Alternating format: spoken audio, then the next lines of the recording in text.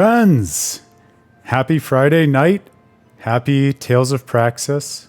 It's a delight and an honor that you would be ringing in your weekend, hanging out here with us. I'm your host, Aaron Suduko, the founder of With a Terrible Fate, your online publication home for everything analytical to do with the storytelling of your favorite medium, which is, of course, video games. If you are hanging out here, Pottery, Grail, my friends, a pleasure to have you back. Welcome to the Friday night stream. I have a feeling it's going to be a good one. For those who are maybe not as familiar with Tales of Praxis or With a Terrible Fate as Pottery and Grail are, Tales of Praxis is a series of streaming adventures and analytical articles published on With a Terrible Fate that I kicked off a few months ago, diving just into the storytelling impact, language, influence, substance of Bandai Namco's Tales series of JRPGs. We've been through Symphonia, Dawn of the New World, Zestiria, now Berseria on the stream. I've also looked at and covered in the Tales of Praxis reviews Tales of the Abyss and Tales of Destiny, and I'm now starting to work my way through Tales of Fantasia. And I've also replayed Tales of Arise for a lecture that is coming up. If you can believe it, I can't believe it because time is just always too fast and always accelerating. Next weekend, Labor Day weekend in Seattle. So hopefully some of you who might be watching the stream or the VOD may be venturing out to Seattle for PAX West. It's a fantastic con. Encourage you to check it out one way or another, whether that's online or in person. My friend and colleague, Dan Hughes, and I will be giving a lecture on Sunday, I believe. The details are on the website, entitled, Is Pokemon a JRPG? It'll be plenty from Tales of Praxis, a lot of good Tales content woven in there, and a lot of Pokemon as Dan has been looking at in his series. Grail, you made the mistake of calling it out one too many times, and so now I'm doing it just to needle you more than anything else. Well, you may also, and this is part of the reason I brought it up, have the opportunity to give Dan his own shit for that and dig into his own perspective on a lot of that stuff this coming week. So the schedule is still in flux. Keep up to date on With a Terrible Fate social media. I'll definitely keep everyone posted in terms of what to expect with regard to the streaming schedule. We will definitely be hanging out here doing this on Monday. I chatted with Dan before this, and we are going to bring the streaming kit to PAX. So we'll be around and probably doing something Wednesday and Friday. So I'll keep you all posted. It won't be Tales of Berseria, but we were throwing around some ideas like potentially doing a live stream from the convention floor, a With a Terrible Fate style live stream. So if you're interested in seeing what the con is like through the lens of thinking about the literary and cultural impact of gaming, that might be a fun thing to do. Also, since PAX isn't going to be streaming our panel, we had also considered maybe streaming rehearsals or some of the workshopping of it. So a few ideas in the works. Like I said, we'll keep you posted. But I'll try to have some fun ways for us to vicariously enjoy some of this together. And the panel will, of course, also be recorded. So while you won't be able to watch it live, I will definitely share it with everyone after the fact. That'll be up on our YouTube channel. The presentation itself is rapidly coming into being, which is typically what happens right before the lectures we give for these panels. I talked a little bit last time about the substance of what I'm thinking about Tales of Arise. I'm not going to tease that further this time. Instead, what I will tease, and I'll just leave it at this for now because I want you to kind of speculate before you get more details about the panel, is in terms of the kind of dummy definition of a JRPG that I'm going to be setting up in order to argue with Dan about whether or not Pokemon counts as a JRPG. I'm going to be motivating that definition with examples from the Tales games because I figured that would be a good tie-in to the Tales of Praxis series. And so I'll be pulling things from, I'm pretty sure this is final, Tales of Symphonia and Tales of the Abyss and Tales of Vesperia. So 3 titles we've talked quite a bit about over the course of the stream, and you can mull it over in terms of which examples I might be pulling from those games to highlight different parts of what it is for a game to be a JRPG. So yeah, I'm always excited. PAX is a tremendous time. Video game conventions in general are a blast.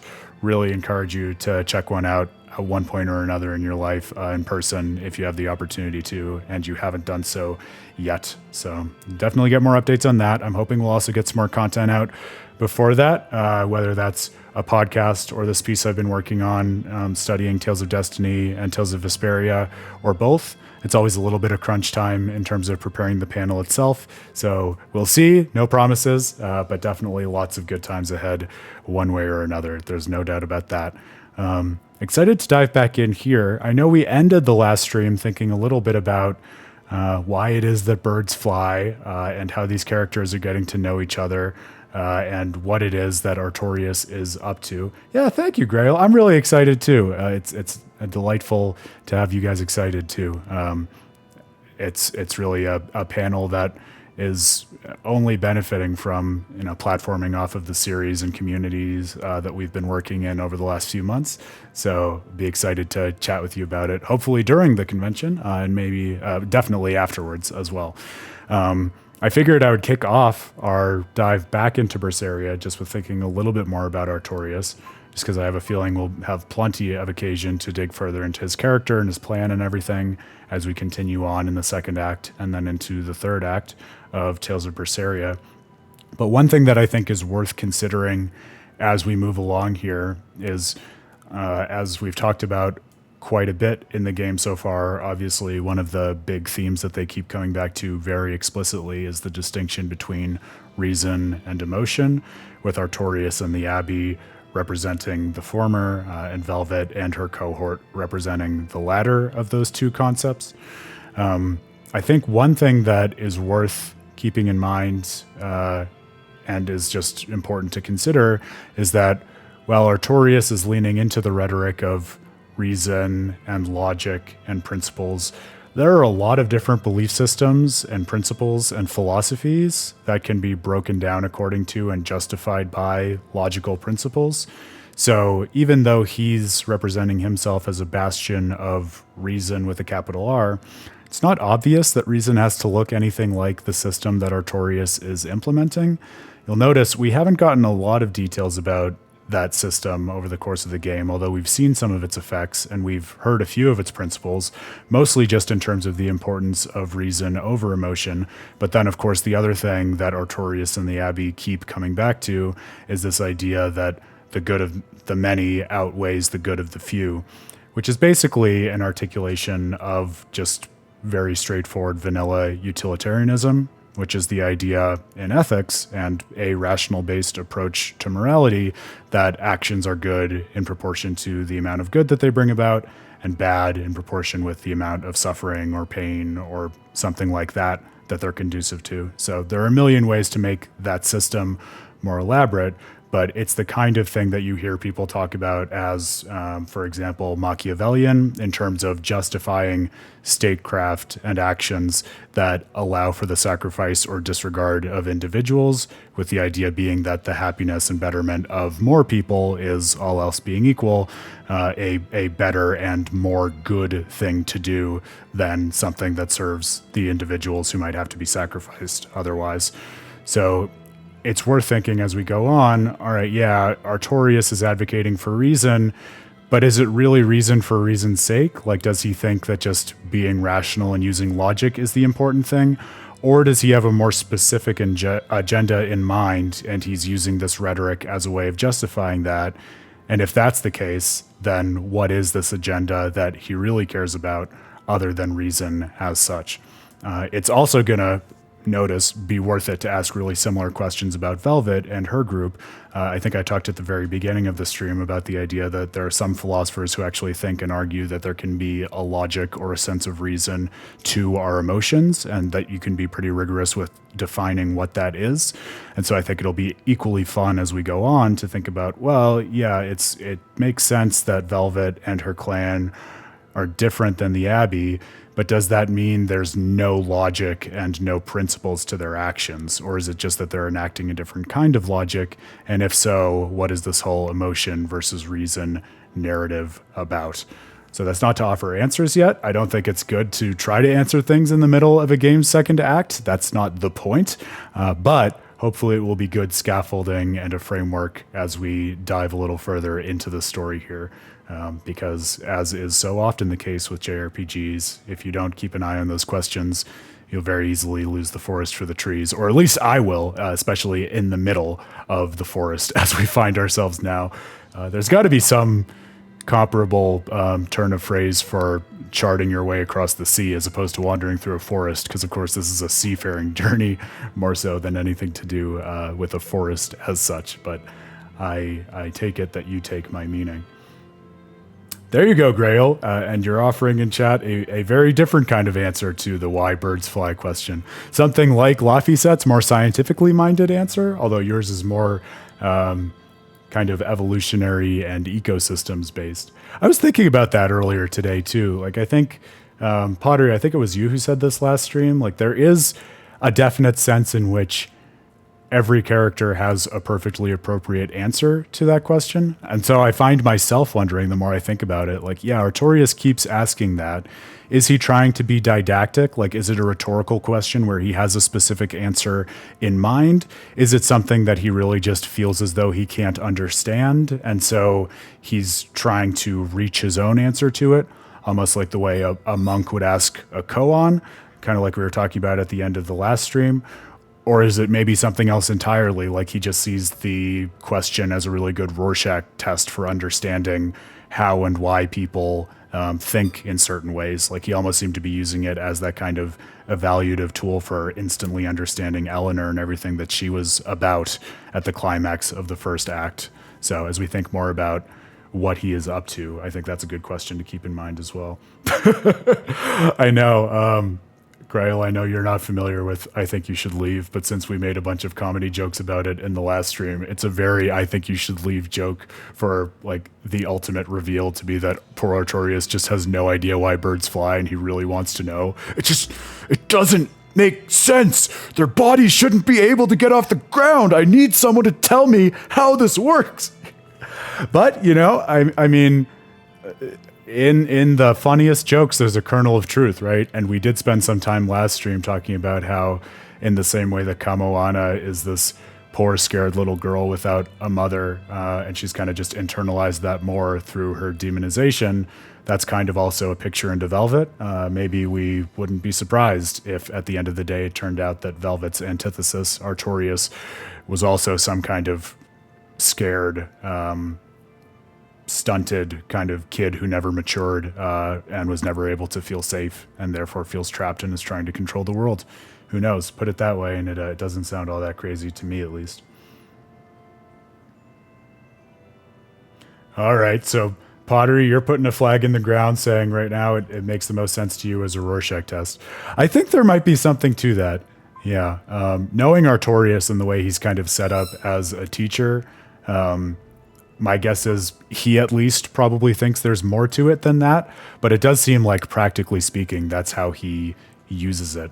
That might be an interesting thing to keep in mind too, just because, like I said, one of the games that I'm probably going to pull in for this lecture is Tales of the Abyss, and as I was revisiting it for the first time in a while in depth after the analysis I published on it, it occurred to me it's at least interesting to ask the question whether and how Artorias plays a similar role to Van, because in certain senses they are both teacher or otherwise paternal figures who enact some kind of betrayal or challenge to the protagonist of the story. So at least right now, they feel very different to me in terms of what their functions are and what it is, if anything, that they're trying to convey to the protagonists. But it hadn't really occurred to me until I sat down and thought about it that they both are in somewhat similar positions in their respective games.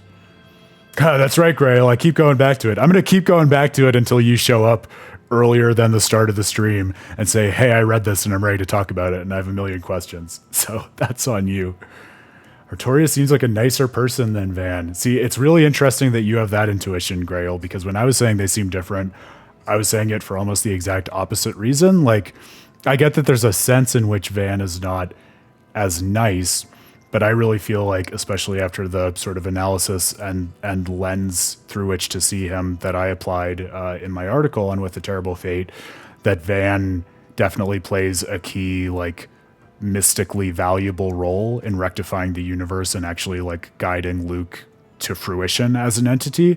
Whereas Artorias, he may seem more superficially kind and understanding, but especially with some of the stuff I was just speculating about, I wonder whether it's coming from like a darker, more egoistic place of him just wanting to exert control because he feels unsafe in the world or something like that.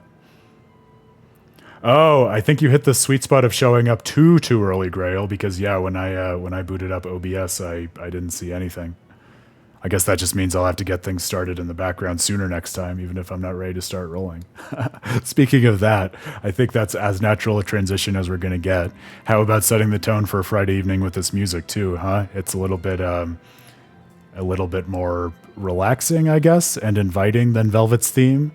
Velvet's theme, a wonderful piece of music. There's a reason that we've shouted it out every time it's come up, but more emotionally arresting, I guess, in ways that are artistically potent, but maybe not as inviting as a theme such as this. Are you saying this is Eleanor's theme, or are you just talking about Eleanor's theme independently of that? This I didn't think was Eleanor's theme, but I'll be honest, I hadn't been paying that much attention to Eleanor's theme so far.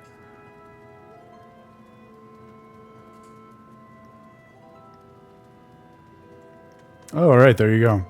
I kind of thought it was just, I don't know if there's a technical term for it, but like the aftermath theme for just reflecting after something big happens in the story, because I feel like most of the games have that kind of theme, but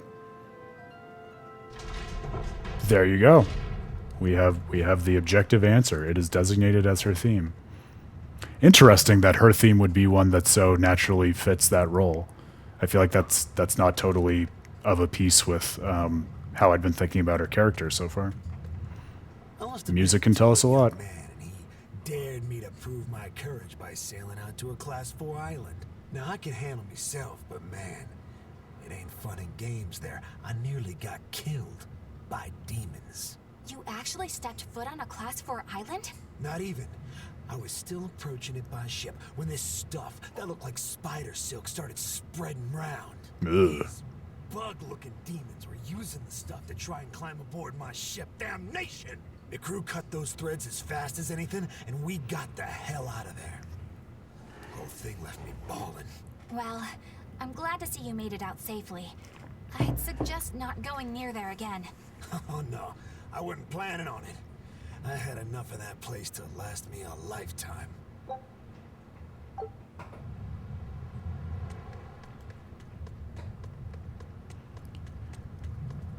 Perhaps once we set off on our next adventure in the story, it'll be a good time to try out one of those Class 4 islands. Because I am sufficiently interested to venture into one at least once. I just, I'm getting too engrossed in the story to figure it out. Okay, we want to go back this way, right?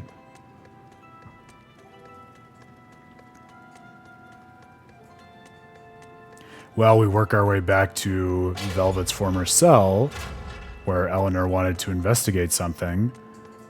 I guess I'm probably contractually obligated to you as someone in the game world on this particular day to ask you all whether you've started Armored Core, and if so, whether you're enjoying it. Dan has promised me he is going to do his work in preparing the panel, but has confessed that for the time being he has disappeared into Armored Core, so he's already loving it.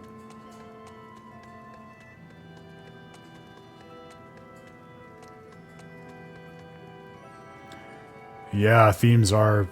Oh, you're talking about... See, sometimes I miss when your messages come in, Grail, and then I intuit that you're talking about something different than what you actually are. Yes, the Class 4 islands, I'm sure is what you're talking about, are great for learning characters. That's good to know, so maybe when we want to try out our next character. I guess I did switch to Rokuro recently, so that might be a good excuse to go to one. Pottery! Alright, you have started on your Armored Core journey. How are you finding it so far? Dan, I can't imagine he would mind me telling you all this. He's like the biggest Gurren Lagann fan in the world, and so he, like, moments after it came out, he already sent me screenshots of the mech that he designed that was basically exactly as close as he could a match to the Gurren Lagann mech. I fucking hate this dungeon so much, dude. It makes me feel fucking dyslexic.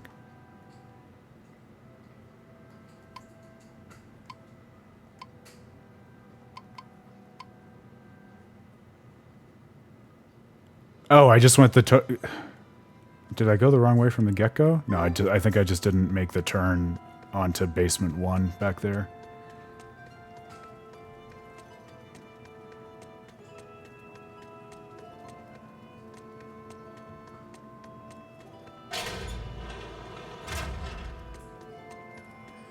Yeah, and Grail, just to add a little bit more of the context that I understand around it to what Pottery was saying, Armored Core was also like Miyazaki's thing, specifically at FromSoft, before everything happened with Dark Souls.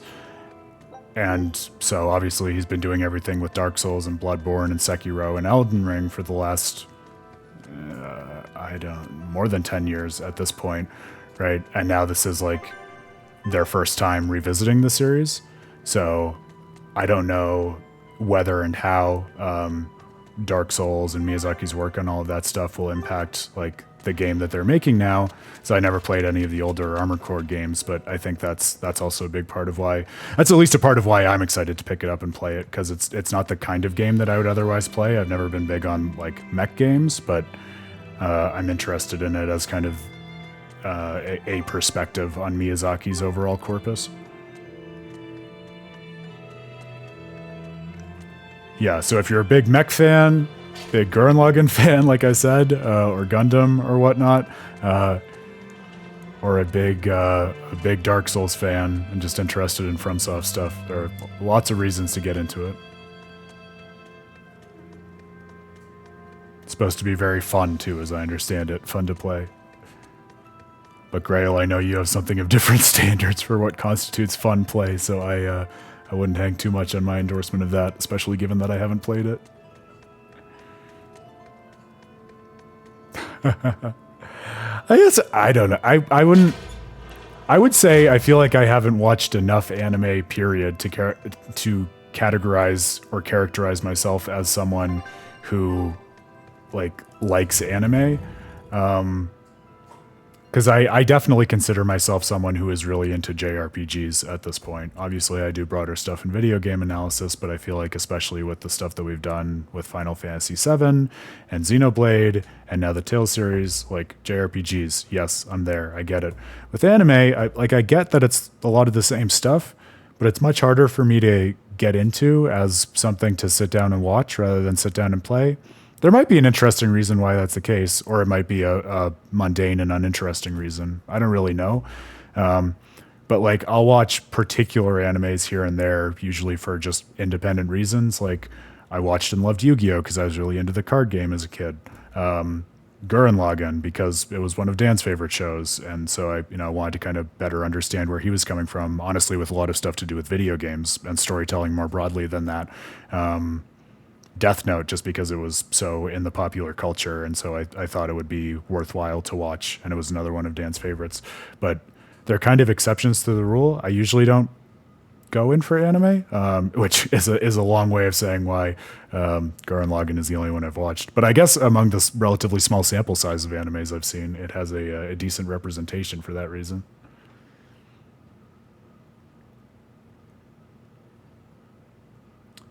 Yeah, maybe if I tried manga at some point, that would be an easier way into it. Yeah, Pottery, so you feel me. Sounds like you're the same way. And yeah, I get that. That's the funnier thing to me too, Grail. Like even with the Tales games, so many of them have anime behind them. And I have some of that. I want to give it a shot at some point, but it feels different to me. Maybe it's just because I go to JRPGs so much as a genre of video game that I just would rather be playing something like that than passively watching it. Because even with Yu-Gi-Oh, right, I came to it from an interactive experience from a card game. We're here. What now? And JoJo's, obviously. I can't believe I forgot to mention JoJo's Bizarre Adventure in that short list. So I've been thinking about It just feels too obvious to be worth mentioning, that's why. The Earth pulse, the Earth's natural forces are concentrated. Right. And Innominat is using those points to acquire malevolence. Oh, that would be interesting. I do like that as an idea of just further fleshing out the world and story. Especially in something like Vesperia. I'll have to take a look at that. Except, I don't have to be close at all. When we came here yesterday, I felt another place. A place just like this. Are you saying you can use this Earth Pulse point as a conduit to find the others? I think so. I don't know how far it works, and I can't say if a Therion will be on the other end. Still, it'll give us something real to go on. Please, give it a try. Okay. Oh, that alone really makes me want to watch it, yeah. They did definitely feel like characters who came out of nowhere, but because it was Vesperia, I didn't really question that too much.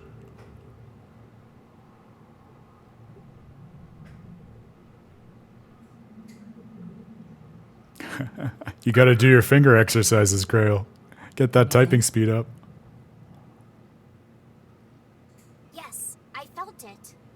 There are dozens of Earth Pulse points scattered around, but I sensed a few big ones that stood out. So you can even detect their size. Yeah, at least I think I can. This island is one of the big ones. There are two more like it somewhere to the east and the southeast. But I think those are the Warg Forest and the Temple of Palamedes. Still, that suggests we're more likely to find Therions at the larger Earth Pulse points. We've got 3 Therions to go. Anything that helps us narrow down our choices is a boon. Yeah, Agreed. You've done great work today, Laphicet. That's for sure. Thank goodness you're here. You're a marvel. One of the wonders of the world, kiddo. It's not that big of a deal, really. It kind of is. Raises the question of why and how he's connected to Innominat, like Artorias very clearly sensed from the first moment they were in the same room. Therion hunting. We have an honest-to-goodness lead. Or dishonest to badness in our case. Nice. What a drive-by quip from Magilu. Broke again. Still not good enough. You think it's your swords that are weak. You don't think maybe your body's just... I just want Kuragane and Dial to be happy. No. Is it wrong to have that as our goal in the story? It's just not good enough. I need stronger materials to make a better sword. I'd love to try orichalcum, but getting that stuff is next to impossible. Orichalcum. That's the strongest metal in the world, right? A rare metal that's only been found in ancient ruins, and seldom at that. I've seen fragments of the metal myself, but I've never even heard of a piece large enough to forge into a weapon. I have. I heard a rumor that a block of orichalcum was discovered in an ancient ruin some 200 years ago. Unfortunately, the boat carrying it sank in a storm. From the depths of the earth to the depths of the sea.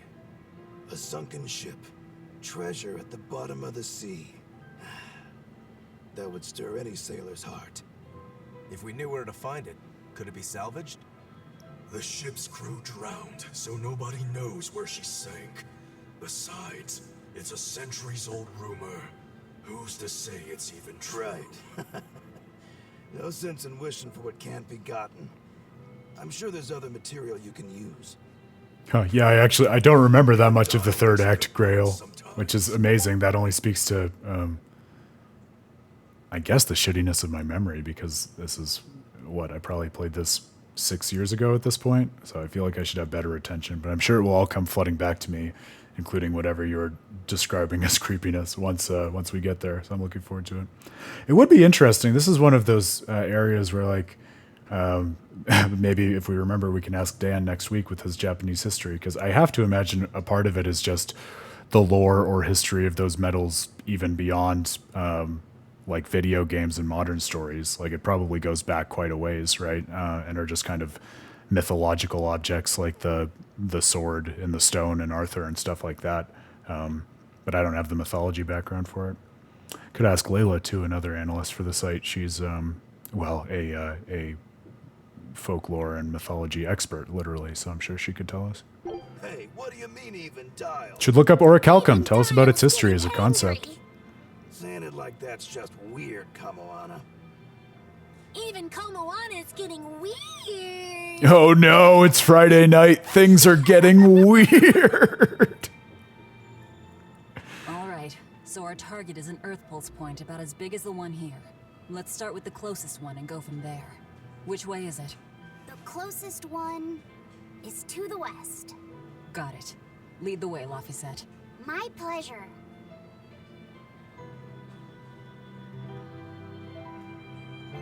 I hope, especially if he's going to be leading our party, that good old Rokuro has sobered up. Last scene getting absolutely tanked in the prison, you will recall.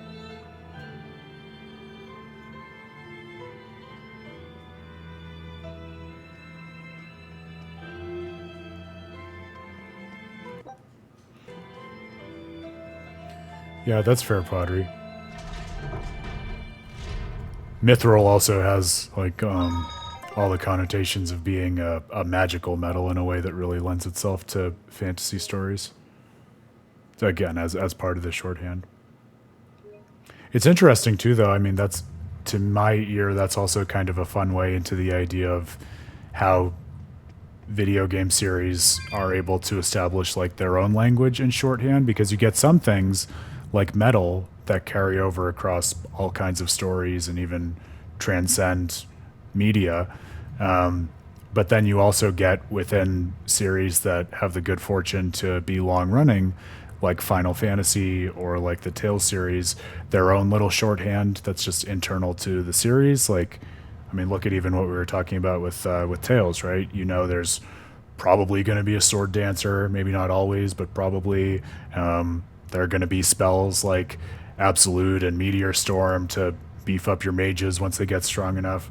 The same way you get, you know, stories built around concepts like crystals and spells like rays and stuff like that in Final Fantasy. So some of the language is broader and some of it is narrower. I think that kind of like just different levels of scope adds texture to the stories. Oh, bless you, Grail, doing a Wikipedia dump. Orichalcum is a metal mentioned in several ancient writings, including the that's true. It is mentioned in the story of Atlantis and the Critias of Plato. Wow, excuse me. It's been a gray day here. I don't know if that's making me tired or something, but I've had trouble speaking all day, so it's not you guys, I promise. Yeah, I should have known this one, actually, because Orichalcum is a big Atlantis thing, and I published this piece for another friend's publication that's actually all about the literary interpretation of anime and manga a while ago. That was all about reading the Atlantis arc of Yu-Gi-Oh! Through like the actual philosophy and history of Plato's dialogues. So I did come up with Orichalcum there. Yeah, that's an interesting, and this is so specific to Orichalcum that it probably doesn't generalize to the other metals, but Orichalcum is an interesting story because not only is it mentioned in ancient writings, but it's mentioned in this kind of famously hard to pin down or explain dialogue of Plato's because we only have a fragment of it remaining. Like he wrote, or he is understood to have written these three dialogues that were supposed to form a sequence. The Timaeus, which is the only one that survived, and then a fragment of the Critias, and then it's implied that he also wrote one called the Hermocrates. And so if you know the arc of Yu-Gi-Oh, I'm talking about the names of the legendary dragons, Hermos and Critias and Timaeus, come from those dialogues. But because we only have like fragments or gestures at two of the three, it's this added layer of just mystery and uncertainty and myth in history that I could see really naturally inviting like the writers and storytellers to naturally speculate about, oh, what's this mythical metal called Orichalcum that's only mentioned in like this half-finished dialogue of Plato's.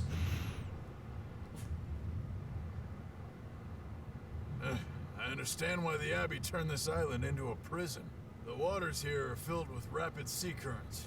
Make a single wrong turn of the rudder, and your ship will be capsized just like that. Not to mention the fog and all the storms that pass by. It must be nearly impossible to escape.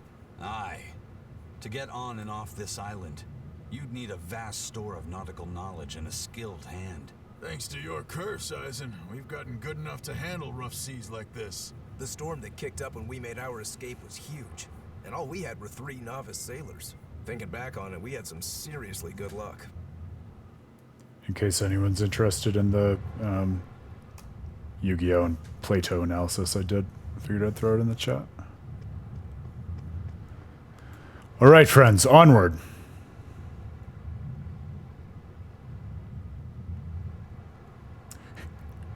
Grail, I think you're being generous to yourself saying you're reaching it now, because you were very clearly already at that point in the last stream. Unless you mean to say it's only gotten worse, which is hard for me to fathom given how upset you were last time.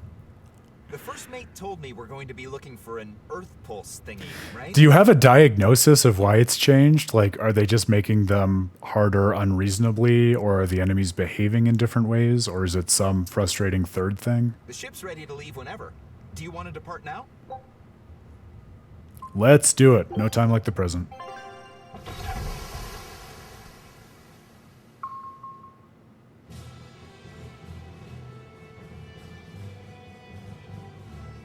It's here! This is the Earth Pulse point! Nothing but open water as far as the eye can see. Is your Earth Pulse point down below?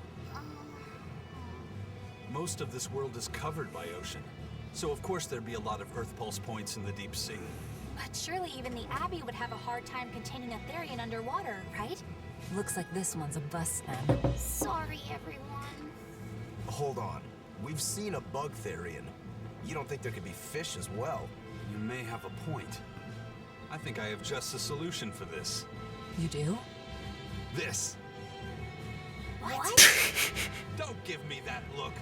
I'll have you know this is Fujibayashi's rod. It wouldn't be a JRPG if fishing didn't make its way into the main plot. Finest bamboo aged 5 years with a slow 60-40 action that almost feels alive when it bends. Fujibayashi, that's a fun Its Easter egg. exquisitely wrapped handle feels like an extension of your own arm. And just look at that elegant black lacquer finish. They have so many little name It's as allusions in this perfect a one. fishing rod as there can be. Like, we caught, what, Fendario last time from Tales of Destiny also. Fishing pole, but Love it. fishing? Are you sure? This is a Therion we're talking about. All the more reason. Remember who you travel with. Okay? Alright, if no one else will, I'm going to veto this fishing idea. Oh yeah, well that sounds similar to the level creep that we were talking about in, like the Tales of Zestiria endgame as well, Grail. I'd love to have me some koi or sockeye salmon. I definitely felt that on my replay of Tales of Arise also. I did it on Unknown, and it was totally fine, easy peasy for like the first maybe 85% of the game, and then it got really grueling in the endgame stuff pretty quickly. So maybe it's just like a hockey stick curve in terms of just difficulty design through levels. Just the hook to the line. Like this? You don't go fishing much, do you? It's just been a while. I used to go fishing with my brother sometimes. This is my first time. Then we can try it together. I'll teach you how it's done. I didn't know you could Aw. fish, Eleanor. Yeah, when I was little, old man Tenny taught me. He was from my village. I've caught at least 100 triot loaches over the Yeah, years. I can see how that would be That's a lot of fish. unfair, Grail, Those and two not really very get fun. along. If I didn't know better, I think she's his sister, not his vessel. Eleanor certainly I've been got there on the Laphicet's stream, number. even not under Better your watch out, insane Velvet, or she'll conditions. steal him away. Laphicet, Let's get the line set up properly. First, you take it and thread it through the hook, like so. That looks hard. hey, Once you get the hang of it, you'll be able to do it with your Yep, eyes good shut. call, Padre. Okay, The I'll tree give at it a trout, that's shot. what they said, right? Oh. Luffy! Well, I was going to complain about the skip-based storytelling, but that kind of made it worth it for me. I was just That cutaway to her past with Laphicet. careful there. Wouldn't want you falling into the water or anything. Yeah, that's interesting, Pottery. Like, on the one hand, I understand picking, like, the language of a single game to reference in something like fishing. On the other hand, like, now my tales-addled mind is wondering, well, we also got, like, the discussion of Martel and Douse and the Carline era with the coin, and we had the whole, like like wreckage area that the ship is able to salvage from that's Symphonia specific, X-Sphere Isles or whatever it is. So like, are those all also fishing related? How do we like simplify it so that it can all be coherently and singularly explained? I'm not a little kid, you know. Maybe there's not a way, but it's fun to think about. Laphicet fell in once, a long time ago. Laffy? You mean your younger brother? That's right. You reminded me of him is all. If you say so. Is that all you wanted to say to me? Yeah, that's it. Okay then. I'm going back to fishing with Eleanor. Oh. People aren't as easily swapped in and out as fish hooks, are they? Is that supposed to mean something? Oh, Velvet, you gotta get it a lot tighter than that. Here, let me take a look at it. Huh? Oh, all right. I think I mentioned this before, but that was a fun moment because it reminded me of a moment that I really appreciated during the Dawn of the New World playthrough, where we made plenty of jokes about how part of the beginning of that game's story is Emil runs into Marta, and Marta basically immediately falls in love with him and gets super attached to him, in large part because of her pretty inaccurate memory of Emil in Palmacosta during the events of the Blood Purge. The Blood Purge, I think that's what it's called. It's already been a minute. But the attack, ultimately, we learn was perpetrated by the Vanguard at the start of the game. But as they go along in their journey, there's a great moment where after they've been traveling for a while, Emil freaks out and basically says, like, quit acting like you know me because of that time in your past in Palmacosta. We don't have the kind of relationship that you think we do. And Laphicet, to me, seemed to be giving off some similar energy, and it's obviously kind of a somewhat thematically similar story where Velvet is trying to impose her expectations of this relationship based to her understanding of a previous relationship that really doesn't have much to do with who this person, or indeed this Malik, in fact, is in the present. Old man Tenny sounds like he was a real goofball. Definitely. He used to say the weirdest things while we'd be fishing, just to make me laugh. Like what? Oh, it was all nonsense, but it was funny to me. The silly stuff like peppero poppero pippity poppity poo. Yeah, that's silly, all right. Those two look like they're... Tenny, speaking of Dawn of the New World, that's got to be an allusion to Tenebrae, right? Which we also get, I had forgotten this, but the best rod in Tales of Arise is named like the Tenebrae Mark 6 or something. So it's nice that they continue to get so much mileage out of that fishing minigame, speaking of fishing in JRPGs.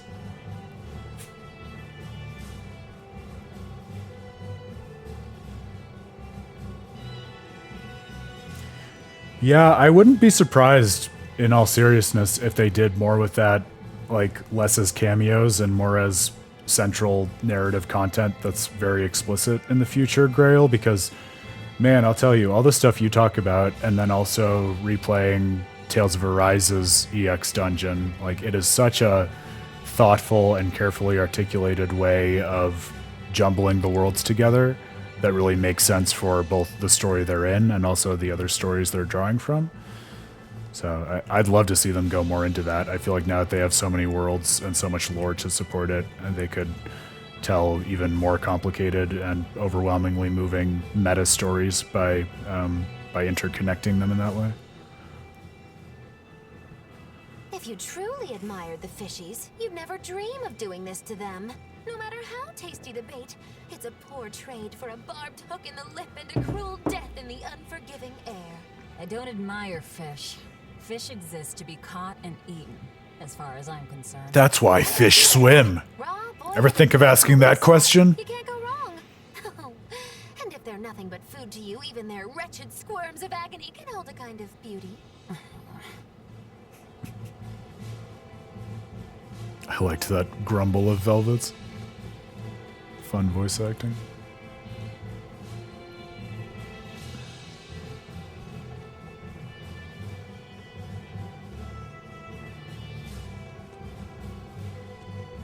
Why do people ask questions? That's the big question.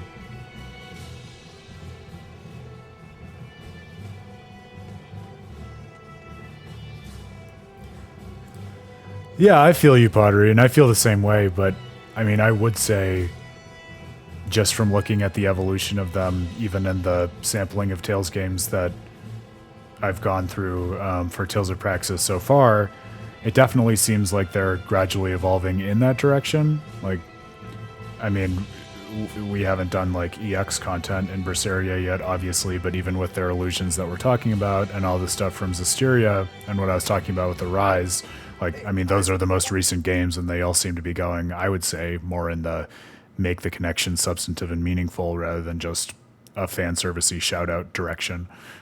So I'm optimistic they'll continue along in that vein. How about a competition? Let's see who can catch the biggest fish. Don't be ridiculous. Fishing is a solitary battle. It's about meditation and self-control. Ooh, aren't you the philosophical one all of a sudden? But I suppose. I can't deny I really want to put this rod to the test. Yeah, I know that feeling. Whenever I find a good sword, there's nothing I want to do more than to swing it. Sure enough. There's just something about good equipment that gets the blood pumping. Yeah. Although in my case, it's usually more like blood spurting. A bit too much blood either way, if you ask me. Listen, we're fishing no matter what. Wouldn't a competition be better for getting that blood of yours pumping? Fine. You're on. But we both know already how this is gonna end.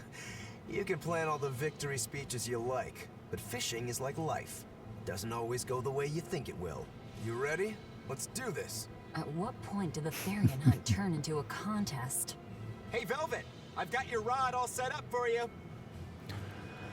I think that's a fair perspective, Pottery, and a fair reading of it in terms of these allusions in the names being more fan service than something substantive. I think the things that are going on for me is, on the one hand, especially since it was introduced in the main storyline pretty early on, as opposed to just, say, Easter eggs in the expedition or something like that, I've kind of had the expectation that it will turn out to be more than just that call out. So it might be more of my hopes rather than what we're seeing directly so far. And then the other side of it is, I think, a pretty interesting question that we've been talking around for a while in terms of how you adjudicate the connection between Tales of Zestiria and Berseria.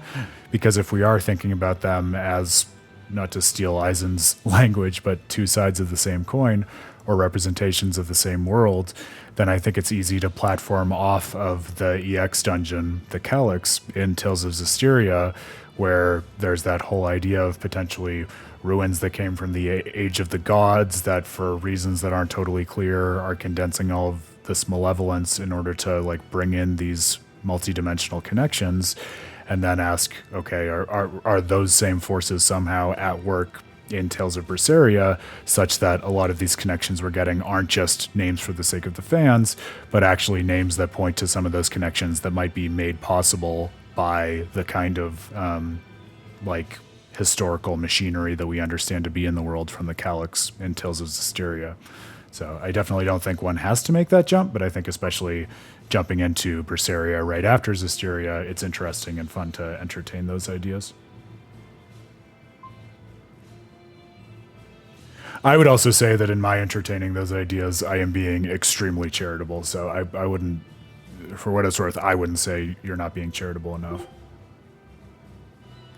It occurred to me, I think I just lost the rhythm of the expeditions because I made that call out to expeditions and I realized we haven't been told that our expedition is back in a long time.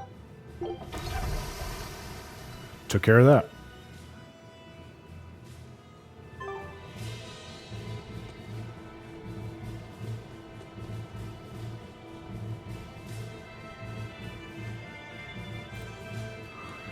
That's true also, Grail. Yeah, it's interesting to think about it as like, if we contrast this with cameos where characters just sort of show up without explanation, like Crescent Archie hanging out ready to help out Stan in Tales of Destiny, like even if we assume that there aren't any further or deeper connections to the world than what it is that we see, does it feel more natural and compelling to us to have those kind of just character inserts or language that's embedded in the world's culture that points to games in a way that fans will recognize but don't make that much of a difference to characters within the world? This thing could even catch a whale if you wanted to. The rest is up to you. Now get out there and fish up a big one. A Therion, you mean? Might as well give it a shot. It's not like anyone else remembers what we're here for. Oh, something's pulling the line. Stay calm. Fishing isn't about strength. It's about... I do like that it appears to not be a literal fishing minigame. Comes. You ready? Damn I right got my am. fill of Off that the in land Dawn of the before New it can World. even land. If it's a Therion, don't you dare kill And it. Nier. I'm still not over Nier's fishing minigame over a decade later. Wait. Well, what do you know? Neither a fish nor a Therion. Well, shoot. Can't eat that. It looks like it fit you though, Laphicet. Why don't you try it on? I concur. Maybe it'll bring out his unique personality. My unique personality, huh? I think that's literally the first time I've ever heard anyone refer to a fishing minigame as based, Grail. Laphicet. Gonna have to ask you for some more context there to justify that. You really think so? Yeah, brings out your special charm, kiddo. Come on, back to Therion fishing.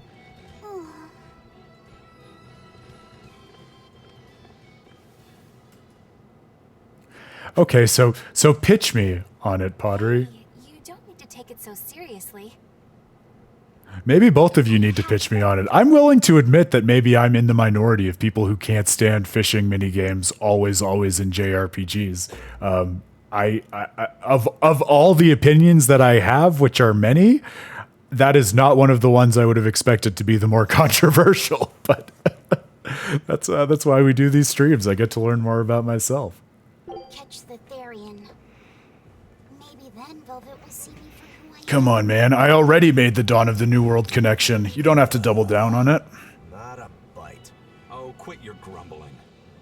Who was it who said fishing doesn't always go how you think it will?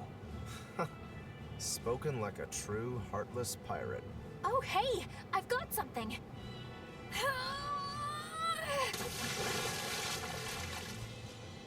Whoa, looks like I'm next.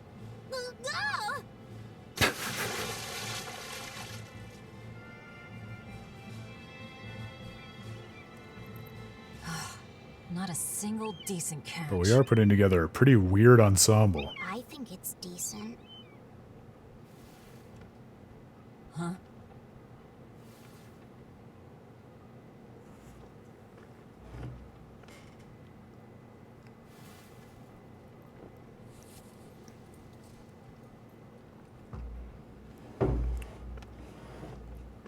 It kind of feels that way, Grail. Speaking of directing things at fans more than the story per se. Look all your own. Ah, the vagaries of youth.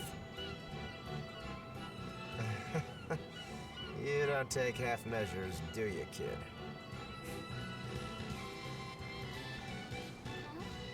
What's wrong, Laphicet?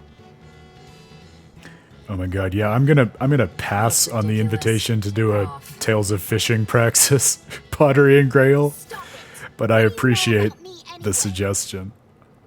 Okay, before we get into this more emotional scene, yes, I fully take your point, Pottery. I completely agree with it.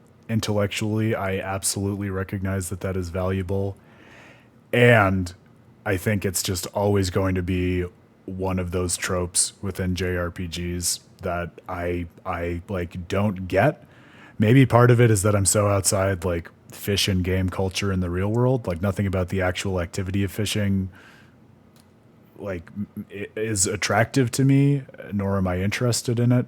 And oftentimes I feel like it's, from my perspective and my bias, it's only in the JRPG for the sake of checking off the checkbox that they had a fishing minigame, because it is just an expectation of the genre, the way there were certain expectations of certain styles of like Renaissance painting back in the day, where like, you know, if you wanted to be featured in a salon or whatever, you had to paint like, you know, curtains thus and so in your pictures or something like that, right? So it feels to me more like just artifice for the sake of it, rather than something that contributes to the rest of the experience in a holistic and satisfying way. But again, that is not to discount or argue with any of what you're saying. I think that's more of my my own personal aversion than anything. Oh, there you go, Grail. So I guess it goes all kinds of ways.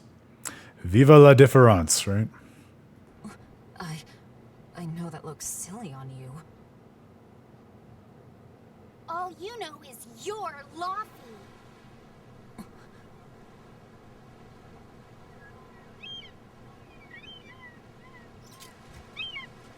Hey, Velvet, something's pulling on your rod. Huh? Oh. It's a big one. Give it everything you've got. I know what I'm doing. Oh! The mother of all accessories. It's a big one, all right, but... A pot. Yay.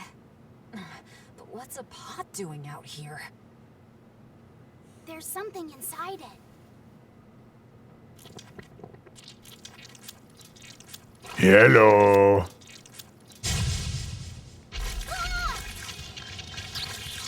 We were sleeping! We were sleeping!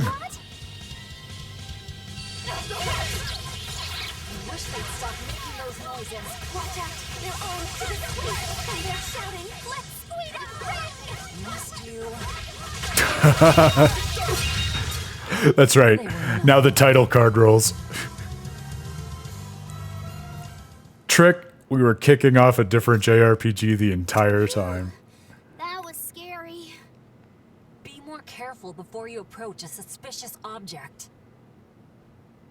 You think Laphicet would have stayed back?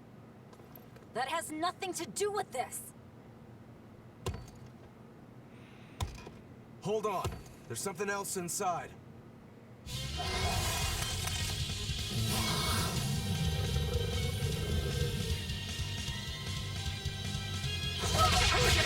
Now we gotta fight the shambling dead? A psychopod! For a bunch of dead guys, they're awfully, fleshy.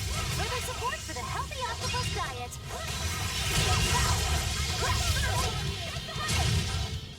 This fight is over. I will say, Padre, since and what a great time for your username as we are fighting the pod of many wonders over here. As you are encouraging me to think, speaking of thinking charitably, more charitably and in a more open-minded way about these fishing games, one thing that I did remember enjoying more than I expected, at least in the world of fishing, which I think speaks to the point that we're both talking around, is the whole fishing infrastructure in Tales of Arise.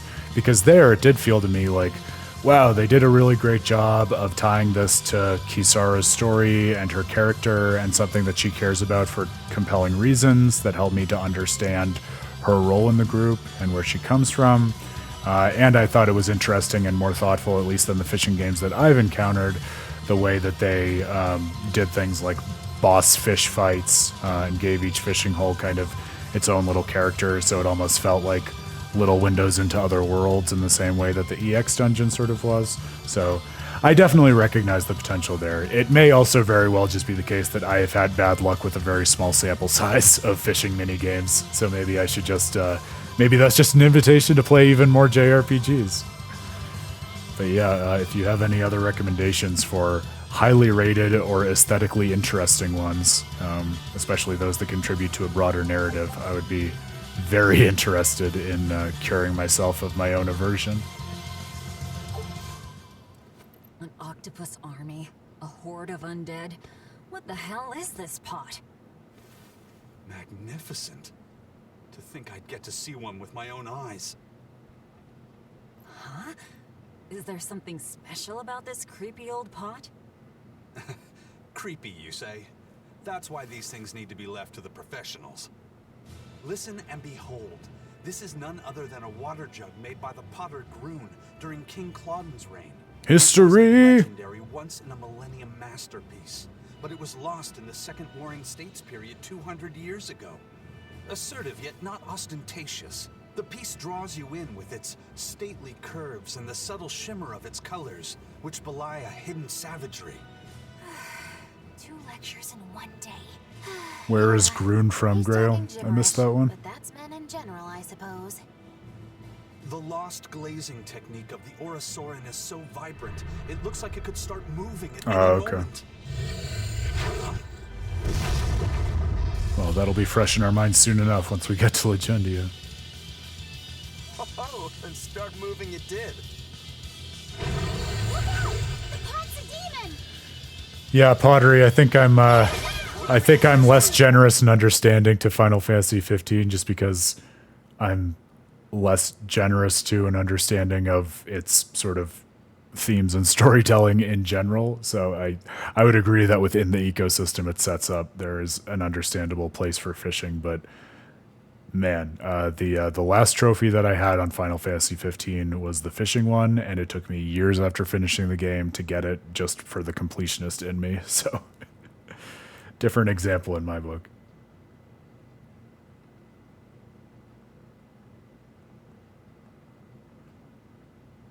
Make sure you don't smash it. So can I? Yeah, that is a good quote, Grail.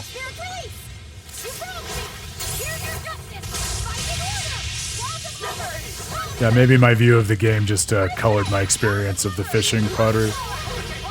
Or maybe the fact that I was just frustrated by having to spend so many hours doing so many other things in which I didn't find value in the game, so by the time I sat down to do the fishing, I was just like, I have to spend more time in this world, and it's to go fishing. When you're someone like Aaron who feels the way Aaron does about JRPG fishing minigames, that's not exactly a cherry on a sundae.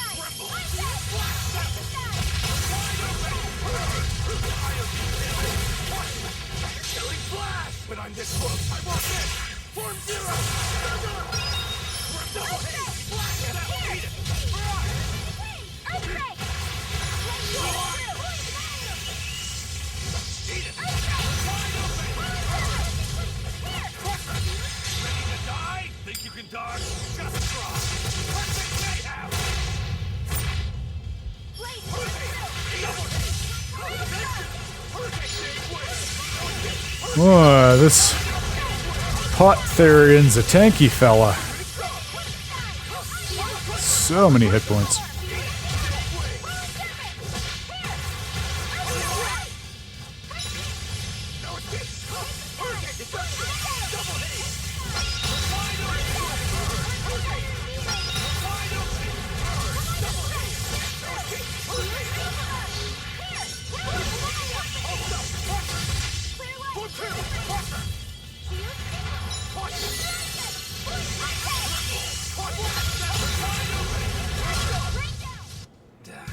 That was tougher than I would have liked.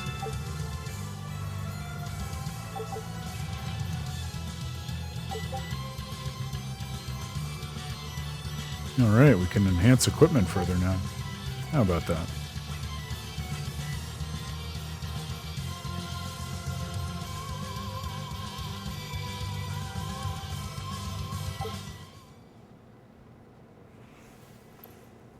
It's finally decided to behave itself. Wait, Velvet! Don't eat it! It's a pot. I'm not gonna eat it.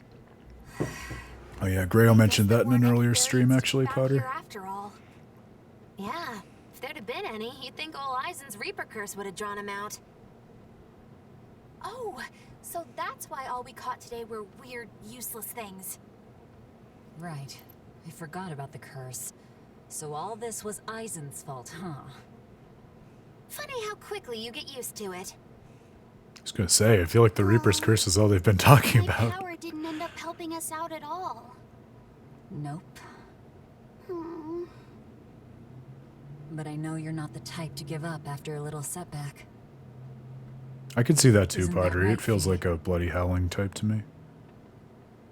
Huh? Fee? It's your nickname. Not a whole lot of thought put into it, but... You're you. You're Fee. Velvet. Fee. I like it. It has personality. Thanks. Of course, if you still feel like giving up. No, I'm gonna find us the next Earth Pulse point. Oh, hey. There's something else inside the pot.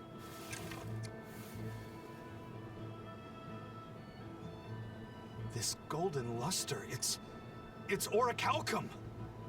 What a coincidence. I get it now. This must be where that ship sank all those years ago. The one Kurogane told us about. Hell yeah! Kurogane might actually be able to make me an orichalcum sword. I figured that would be like endgame side quest content or something. It wasn't easy, but we didn't come away empty-handed. And just getting a chance to fish again was lots of fun. Yeah, I had a really good time too. Even I was entertained. Especially your little costume show, kiddo.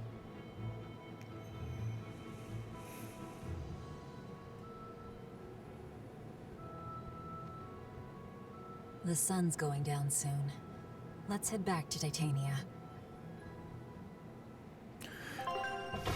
I don't know if there's anything wildly interesting to say about it, but it strikes me, especially having just replayed Vesperia, just there's so much meaning and so much great storytelling to do around the idea of naming as an act or a gesture within the context of a relationship.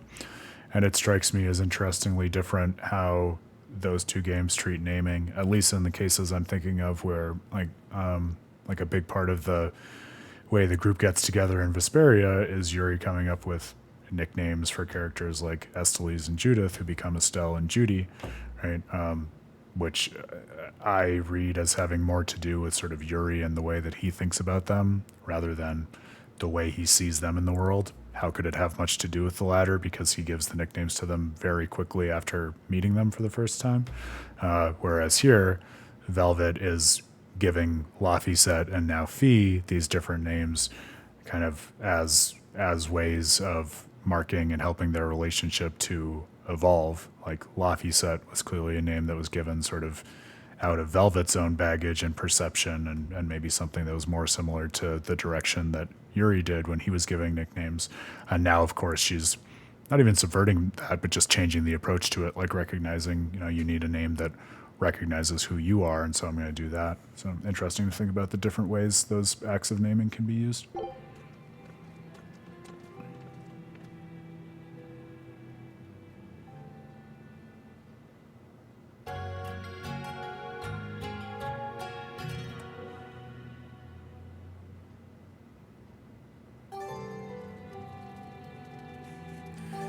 Greyhill, I don't think that is your favorite enemy.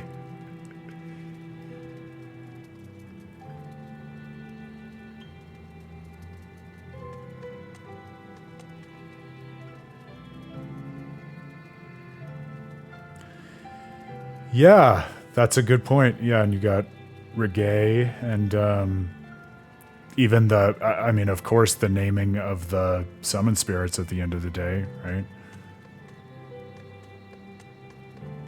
Yeah, good call, Padre. I hadn't remembered it as so global. I was just thinking about the nicknames.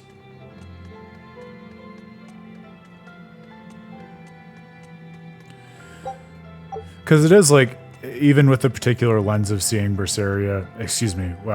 Vesperia, Too Many Tales games, that I've been talking about over the last few streams as I've been thinking about it for my article, like I think the act of naming could very easily be tied into that, because if you have this idea of the world demanding radical individualism, but also that individuals interact with and figure out how to support one another, that very easily can be represented symbolically through the idea of a name, right? Because on the one hand, a name is part of one's identity, it makes them who they are, but also a name is kind of only useful as preparation for someone else referring to that person. So it's like, it's part of you that is mostly meant for like other people as a use.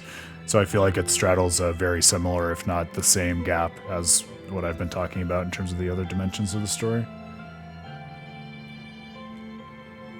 Yeah, Raven. I mean, Raven is a great case of using names as a form of like pure self-directed identity and empowerment, at least initially, because that's what allows him to say, like, it was Schwann who died, Raven didn't, Raven survived, and then kind of the other half of the naming journey for him is, like, in the side quest content, going back to and understanding, like, there was a meaning to Schwann that he didn't own, like the people in his brigade and the people of the Empire cared about Schwann in a way that was bigger than Raven was.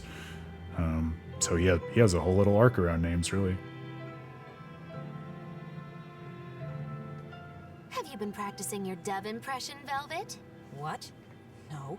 Now. A performer in Magilou's menagerie has to be more diligent than that. What if we're stopped at a checkpoint and the guards ask you to perform a trick? If that happens, I'll show them my trick where I devour an entire witch faster than the blink of an eye. Oh, that would be a sight indeed. But seriously, Wait, what do you mean by that, Pottery? Tricks up your sleeve, let me know and I'll teach you some. I don't know. I might be forgetting a key detail of Zagi.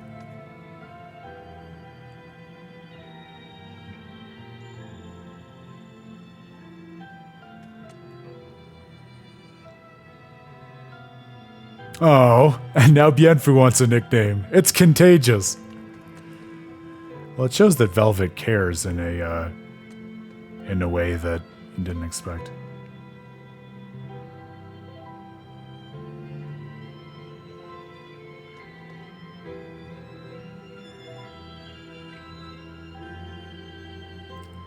Oh, so Pottery, yeah, because I obviously I remembered the mistaking for Yuri, but Pottery is what you're saying, like, on your reading of Zagi, does he think that Yuri is Flynn, like, throughout the entire game, and that's, like, the reason that he's pursuing him so doggedly?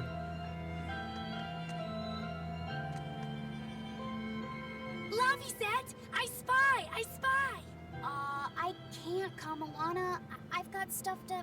I spy with my little eye. Something that starts with V. Okay, I'll try. Is it Velvet? No fair. How'd you do Got it it, so yeah. fast? Just brought together by a case of mistaken identity. You don't have to cry. Poor Fee. That is kind of an interestingly very Vesperia-themed way for characters to be brought together too, right? Like the idea that it's an accident and you don't quite see the person, but through that kind of chaos of interaction and discovery, you're able to develop like a meaningful relationship on your own terms with that person. That feels very much of a piece with the other stuff we've talked about.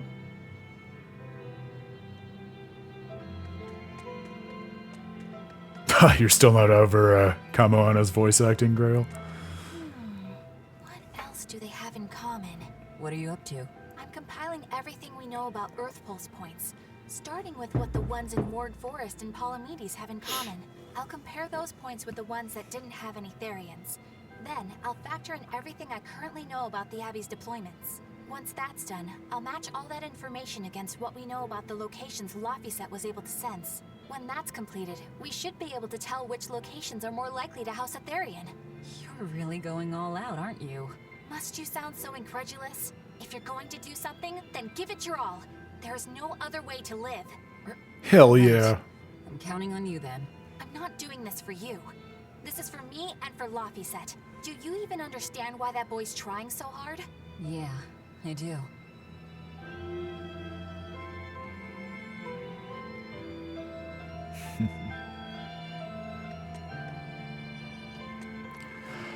Obviously, the whole challenge to Velvet's understanding of Laphicet was made super explicit by Laphicet on the boat, but I think the thing that is still pretty explicit, but kind of left to subtext that is worth calling out is the idea that also, like, probably part of why Laphicet is struggling so hard with that, and also why it throws Velvet for such a loop, is the fact that, remember, Laphicet was very recently brought out from under the iron fist of the Abbey, where Malakim are used as tools and instruments of the Exorcist's will. And I think the kind of interesting twist or reveal that kind of gets Velvet to maybe start rethinking some of this stuff is the fact that by virtue of identifying this Malik as her brother Laphicet, she's kind of similarly appropriating him and using him as an instrument in her own revenge quest against Artorias, and kind of using him as a proxy for like keeping the motivation behind that revenge alive as a reminder of her brother. So it's interesting that even though we don't get the direct call out to Artorias, I would be surprised if Velvet weren't thinking at that moment that she wants so desperately not to be like Artorias. There's no way she's going to fall into the trap of using people like he does, even on accident.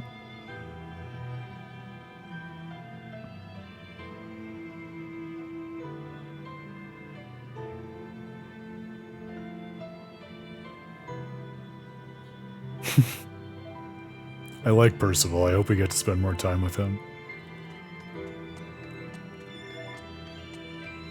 Him and his bird, Therion. Oh, Dial. I just want to be involved and to have a tail again. But I'll take what I can get. Oh, this is so frustrating. Are you seeing this? Like, even as someone who can get around the urge to collect every single soul, the fact that it is just out of reach at this moment, that's grating to me. Want to be able to jump like Elfin and move around these fellas. Oh, hey, Velvet. You don't mind if I give Kudogane that orichalcum you fished up, do you? Doesn't matter to me. But do you really think you can make a weapon with that? I don't know. What does the expert think? Conventionally, no, it's impossible. But when has convention ever stopped a demon? I won't argue that. We're dealing with the hardest metal in existence. But I'm ready to cast aside all doubt, to focus everything on forging my greatest creation. If anybody can do it, it's you. Good luck, Kudogane. Yeah, best of luck. If you can make Rokuro stronger, you'll be helping me out too.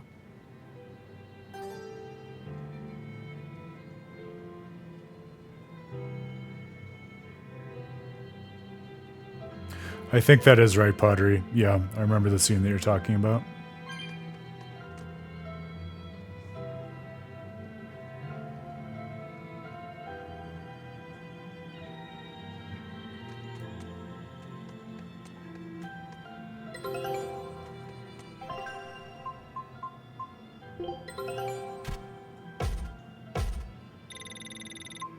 Even names that are kind of outside of the party's control or the agency of people are all the more, I think, highlighted by virtue of the fact that they can't be changed in a world where so many other things are changed. Like Dane Nomos? Oh, what a name for such a sword.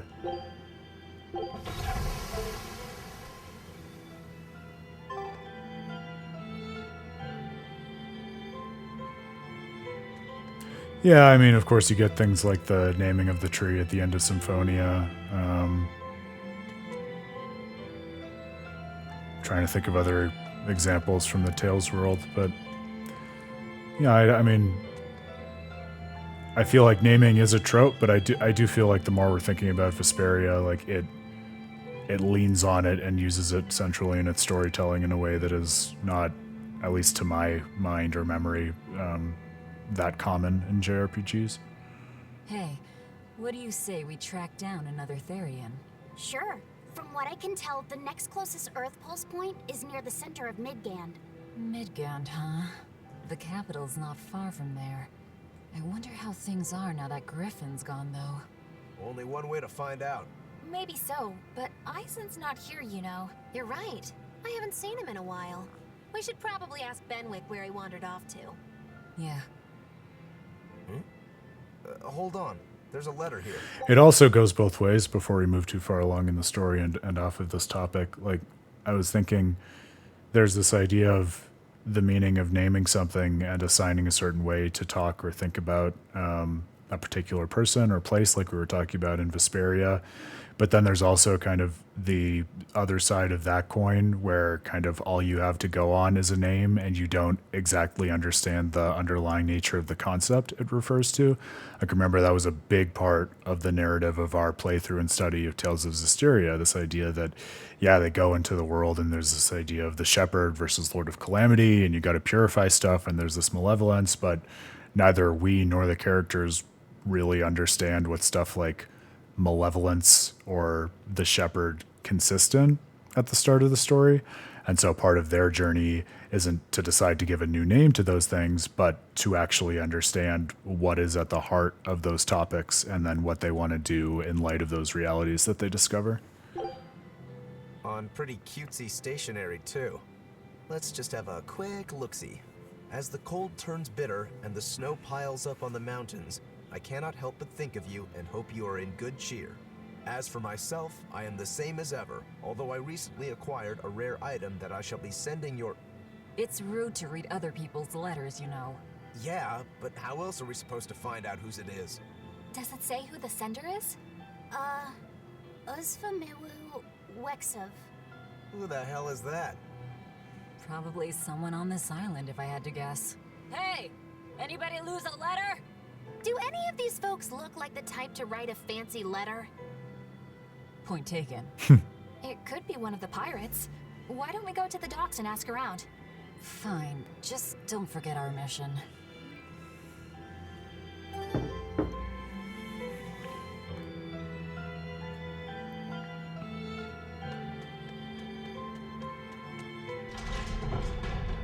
I had another thought and I totally lost it.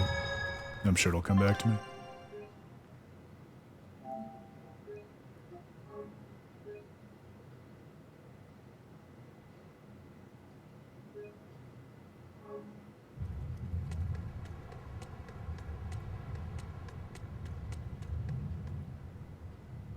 No reply this time either? Yeah, but she's doing okay. I can say that much. That's good to hear. Yep, that's a good one too, You can rest Potter. easy then. Man, the further we look, the more we How's find, about huh? getting that pot wrapped? I's got this new sunflower print, huh? How's that sound? Yeah, that one's cute enough. Let's go with that. Oh, I know what I was going to say. I was just going to vapidly and shamelessly plug the same Xenoblade Chronicles 3 book that I'm always talking about because it took so much time and effort in my life. Naming is also a huge part, of course, of the philosophy of language and of Wittgenstein's work, and correspondingly a big part of what I wrote in terms of how Wittgenstein permeates Xenoblade Chronicles 3 is around naming and really interesting and provocative instances of naming that we get around things like Sagiri and the other members of Colony Zero, side quests like that. So if you're interested in more naming in JRPGs, that's my plug for that. Oh my goodness, Grail, I'm glad you survived. Were you safe? Did it come really close to you? I can't remember the last time I was in a tornado warning. And here I was being a little anxious about rain with thunderstorm warnings over here in Colorado.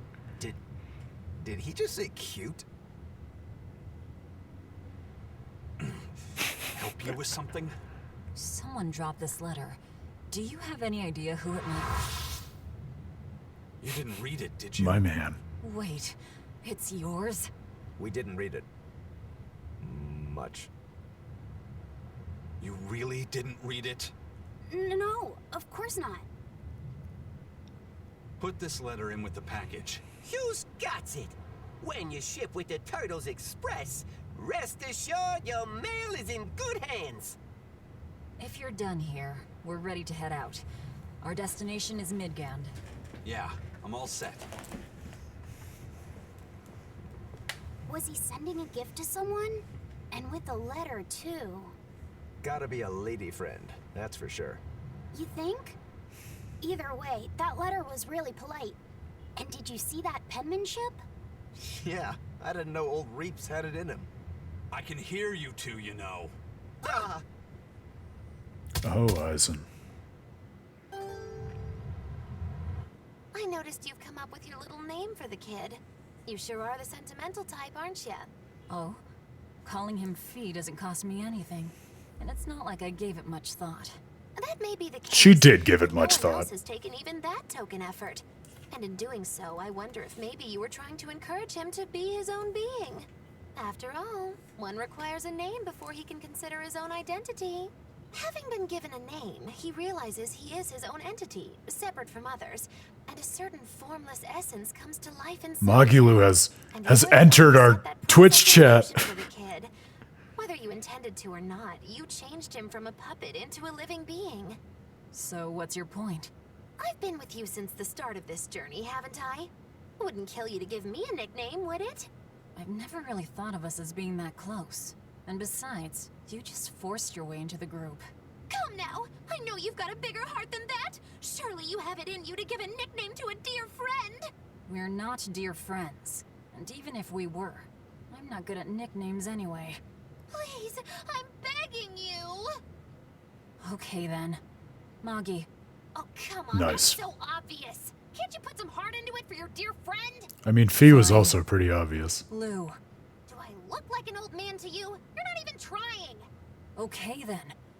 Witchy McWitcherton. Nice. Interesting. Well, if I had to rank it against 1,000 other nicknames, I'd probably put it at number 1,011. A nickname needs to have charm. It needs to leave a lasting impression. Sure then. Hattie. Now you're just saying what you see! The Mad Hatter. That's not fair either! Ms. Creepy Eyes. That's just an insult! Look, no nicknames based on what you see, and especially no slang. Proto-Shion. Miss Witch who smiles around you but stabs you in the back when you're not looking. Hey, that's personal information! Well, Look, I told you. I'm not good at coming up with nicknames. Forget it! I should have known this wouldn't work! Yikes. Better watch what we say from now on. Yeah. boy, that does sound nuts, Grail. I'm glad it ended well for you. Yeah, I can't imagine what I would be feeling if I woke up dazed and confused in the middle of sleeping to something like that. That does not sound pleasant. Another thought I had, and I'm sure once the story moves off from naming, we'll move on as well, but this is kind of a less explicit one, but maybe a similarly interesting one in a different light. So I don't think I talk explicitly about it in my analysis, but one of the things that's obviously right there in your face about naming in Tales of the Abyss also is the distinction, without too many spoilers, but if you know, you know, between like the name Luke and the name Ash. So it's like in some sense you might say like the creation of the name Ash attached to this new identity is also what makes possible the identity and the growth of the Luke that we know throughout the course of that game. So not so much about the act of assigning a name, but sort of the consequences of a distinction between names, which folds in nicely with what Magilu was opining on with regard to names being a precondition for identity and a self-concept. Aizen, what happened to those octopuses? Dial and Kurogane took them to the kitchen. They said they were going to make dinner for Kamoana. They're going to feed demons to her? A Therion needs malevolence to survive. That's why they carried them off alive. What do they plan on making? Octopus ink pasta with takoyaki and fried octopus on the side, and Hellavesian octopus carpaccio. Do they have a takoyaki pan here at the prison? Kurogane hammered one out with some iron, along with a large pot for the pasta. Still looking like that? Takoyaki would hit the spot right about now, though. Oh man, they're making me hungry for Octopus and pasta, takoyaki. huh? Like squids, octopuses release Pottery. defensive mechanisms. Same mind. Theirs is made of different stuff and is used in other ways. Squid ink is stickier and acts like a decoy, but octopus ink spreads out like a cloud of smoke. But squid ink has 30 times the savory flavor, so octopus ink isn't used in pasta all that often. Laphicet told me the same thing. He said that's why octopus ink pasta isn't very good. Laphicet said that? Yeah, so I ended up not making it for him. But I wonder... I guess it doesn't matter, since I can't taste it now. Oh, I'll taste it for you then. So make me some octopus ink pasta sometime, alright? Alright, and I'll be sure to That's make some sweet. that doesn't come from demons. even her renewed interest in cooking is showing some quiet growth from the demon who had no interest in what she couldn't taste. Yeah, I live in a tiny little town in Colorado, and so one of my frustrations was that there was no place that did takoyaki, and maybe like 6 weeks ago, this new Asian place opened that does, among many other dishes, takoyaki, and it's like, oh my goodness, I'm trying not to eat every single meal there now, because I had missed it quite a bit. Hey, who did Aizen send that letter and cooking pot to anyway? I don't want to think about it. That walloping still stings. You've got to be curious though, right? Maybe. It was serious stuff. It's one of the major reasons I'm always so excited about Seattle when we go to PAX West every year. Eisen's Tough to beat the mother. quality of their Japanese Child cuisine looked outside of like Japan. cooking pot, and a man wouldn't want it wrapped up so pretty. A young woman with Eisen's tastes then. He'd be bound to fall for a miraculous match like that, right? I don't know. I bet she's that girl with the yellow umbrella. That's what I was You really thinking. have a thing for her, don't you? I do not. That's not what I mean. Then pray tell, what do you mean? Huh? Eavesdropping, Eleanor? How unseemingly rude of you. Besides, Laphicet is free to like whomever he chooses. You're one to talk about eavesdropping, Moggy Lou. Anyway, it's just that the sunflower design on the wrapping reminded me of her. Now that you mention it, but does it really matter? He has someone to write to in any case. True. I can't help but feel a bit envious. What a nice way of summing it up, Velvet. So you were eavesdropping too, then? The basedness is ubiquitous this stream, Grail. Yeah, pottery. I feel like going from the Pacific Northwest to anywhere other than Japan and looking for Japanese food would be like, I don't know, going from Texas to somewhere else and hoping for good barbecue still. Like you said, shooting yourself in the foot just a skosh. What do you think about Eisen? Oh, so that's the kind of guy you're into, Not what I'd expect, but... No, I just feel there's something different about him. The way he picks presents, the objects that catch his eye. Oh, is that all? Boring. No kidding. All men have some kind of particular interest, big or small. I suppose that's true, but he seems a bit, shall we say, overly obsessive? Now that you mention it, he does have a tendency to ramble on about various topics. And it's not just the items he collects. God, thank good we don't have that problem, right, everyone? Every weekend he eats Right? curry for dinner, and every time we go into port, he docks at the third bollard. Come to think of it, I heard the galley crew complaining that he always needs his pasta cooked exactly the right way. And when he needs a new outfit, he always goes to the same tailor and returns Hey, with Dino identical Slinky, clothes welcome and boots. back. It all has to be exactly the same size and in exactly the same color. Turtle says he's very nitpicky. Sounds like he's not so much picky as he is a pain in the ass. But I do see a different side of him now. I thought pirates were all rough and filthy, but it seems they can be quite Yeah, we're clearly meticulous. neither nitpicky Not nor much of a meticulous about reassessment. anything, right, Grail? Come on. God, they really do just give you like 20 skits at a time in between the story sequences.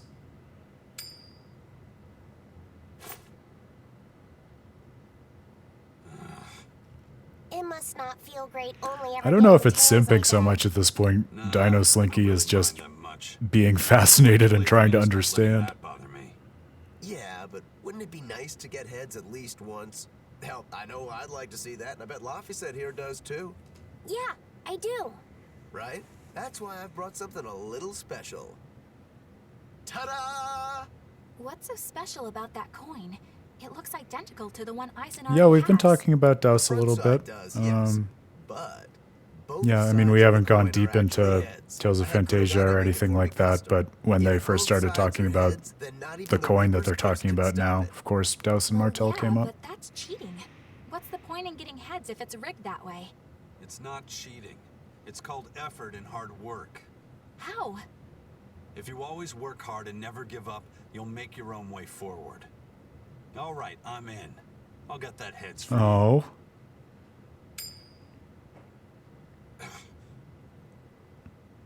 Eisen is growing in the same way that Velvet was with her willingness to make food for Laphicet.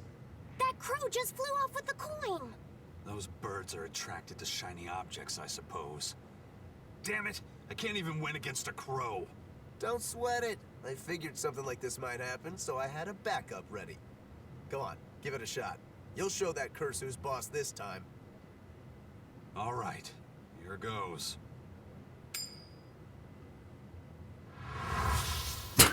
Oh no, that doesn't sound good. I don't believe it. Now Prince Percival's griffin's gone and eaten the other coin right out of the air. Hilarious. Are you kidding me? Not to worry, I've got a spare backup. It's time to put that curse on notice. Right.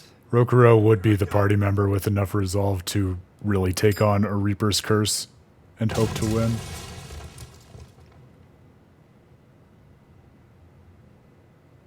kidding me?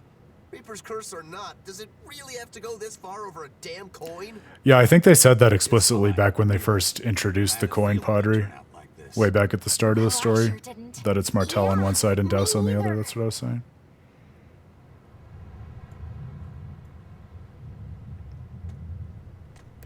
Yeah, Dino Slinky, you'll have to come even earlier next time. We were chatting for a while before you showed up about kind of the different design philosophies that the games have for the way in which they introduce and integrate content from other stories, and kind of thinking about the way that Berseria does with all of the names and different side locations and things like that versus the kind of character inserts that you get in some of the earlier games and some of the more metaphysical, arguably substantive connections that you get in something like Zestiria or Tales of Arise. May I ask you a question? It's okay. It's on the VOD too, so if you're interested, feel free to check it out on YouTube afterwards. Why live on the sea when your kind sinks in water? I live on the sea because I'm an Earth Moloch. I'd be curious to hear more. Ifrid used to go on about how we should accept what we were born with. But one time he joked about the idea of a pirate who couldn't swim, and he laughed and laughed. I wanted to clobber him right then and there, but it wouldn't have changed the fact that I can't swim.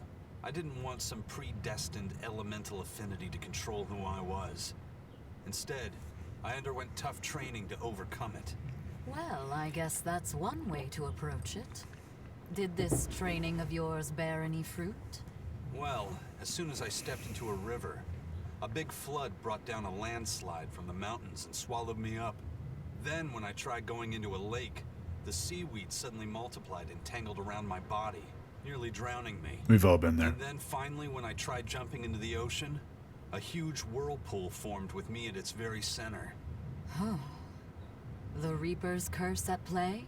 As far as I'm concerned, my Earth affinity and my Reaper's Curse aren't much different, and that they've both shackled me since I came into being. It's just like me, all those times I drowned. Challenging the constraints I was born with. Huh. So, did you eventually learn how to swim? Pretty much, yeah. As long as I never let go of my portable life preserver. Oh, there you go, Grail. Every time I think you're joking. Huh. He actually is just like you for real.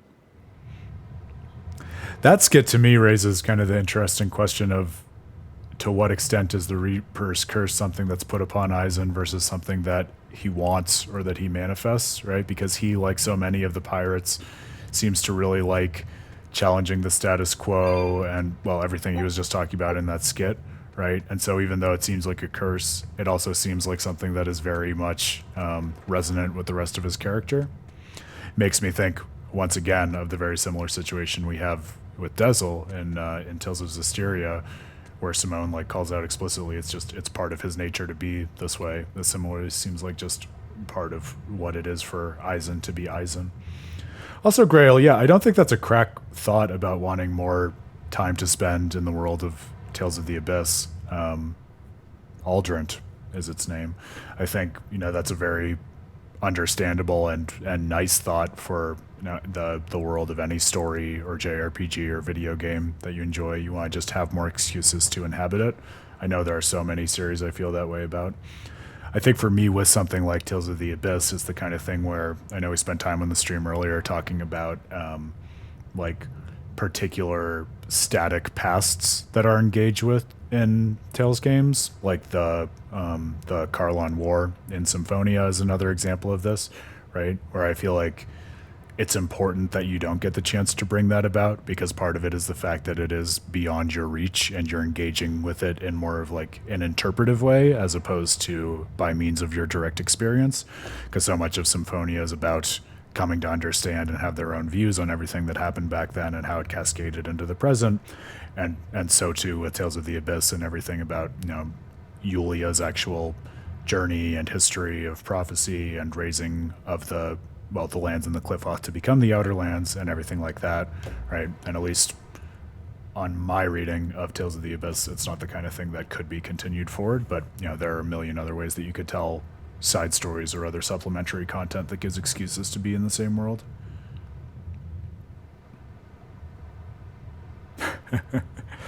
I don't know, Pottery. I might yank you off stage for now, but I'm definitely still thinking about that idea like we've talked about more than once. So I think there's enough there to provoke thought, at least, which is half the battle.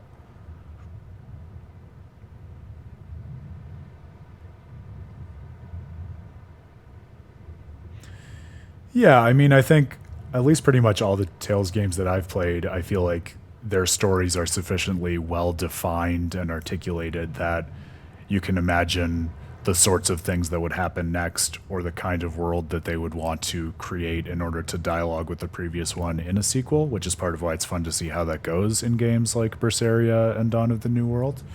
So yeah, I mean, I'm with you. I think it's always sad when a story kind of refuses to conclude, but Tales games, I think probably JRPGs more broadly, strike me as just a genre that tends to resist that more so than average. I don't know if you all share that opinion. I don't know whether that's a hot take. Anything we can do about the prince's hawk? Griffin, I mean, every day it goes out on these hunts or whatever and brings back the weirdest stuff. It's making a real mess out of the deck. Hawks hunt. What's the big deal? Well, yeah. At first it was bringing back good stuff like seaweed and fish, things we could cook with. Sure, I was glad for a while. But then it started to escalate. Now we're talking 150 kilo ambercants and 350 kilo killer swordfish that it's catching. That's good eating. It just means more to eat. That's what I'm saying. They dropped from the sky onto the deck. Especially those killer swordfish and razor-sharp bills. What if somebody gets run through by one? Man, these skits are all making me Can't hungry. you just warn the prince that his bird needs to be more careful? Yeah, we could, but he looks so happy watching his hawk. I hate to spoil it for him. Yeah. Benwick is too pure for this world. Griffin is flying free. He kept grinning and asking Grocky all nice-like if he wanted to fly some more. Grocky? That's what Kamawana kept calling Griffin. She says she came up with it by combining Griffin and Hawk. We got names on names on names. This is probably the first time in the prince's life that he's tasted any freedom. His whole life, he's only done what duty dictates. He's a pure of heart pirate, Grail.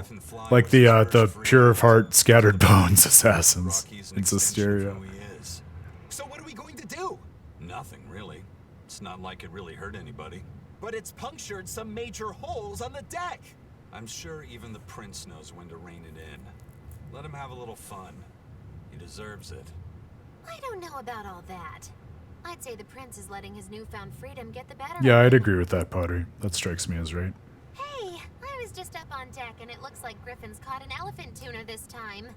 An elephant tuna?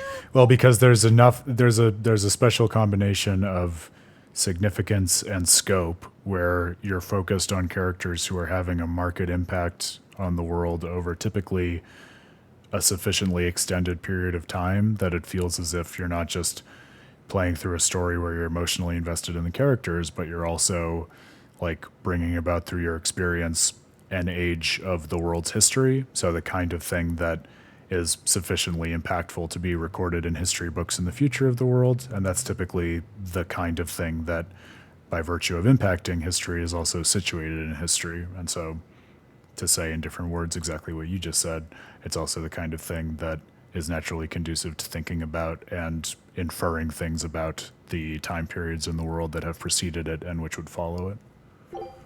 That's the really big tuna that can swallow a killer whale whole, right? That almost sounds like a demon to me. Yep, huge fish, gills like elephant ears. I saw it myself. From the looks of it, I wouldn't be 100%. surprised if it was a demon. It's crazy valuable. On a good day, it can fetch 20 million gold on the market. But there's something ominous about seeing it hovering in the air above the ship. 20 million gold? That's exactly everything I said. The prince and Griffin can do whatever they want. Did she say above the ship? Oh, hell. Benwick, we need to stop Prince Percival. Aye, aye, sir. Hey, don't drop that on the deck! Are you listening to me?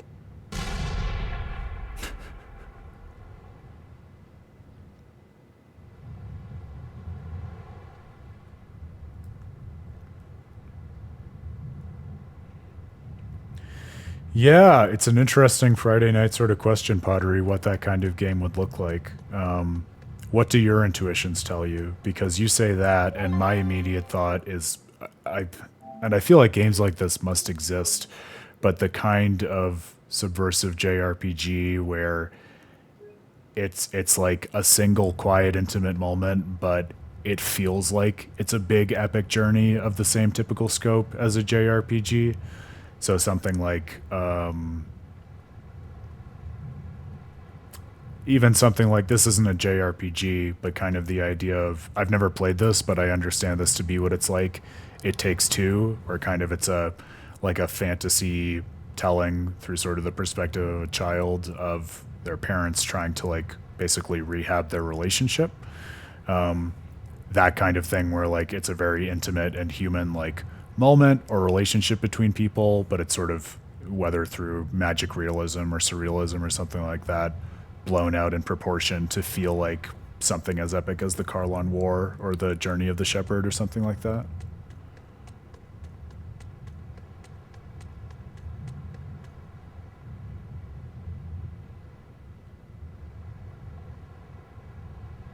Oh yeah, that's interesting, Dino Slinky. I wonder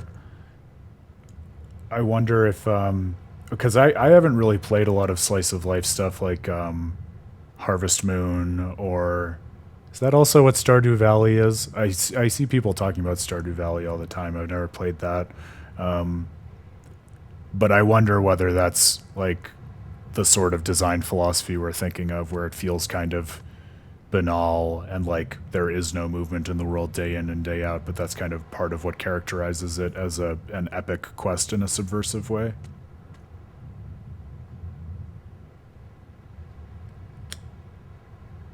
Oh yeah, another good example, Dino Slinky. That one like just came out, or people are just starting to play or something, right? I feel like I've heard people talking about that in my Discord servers.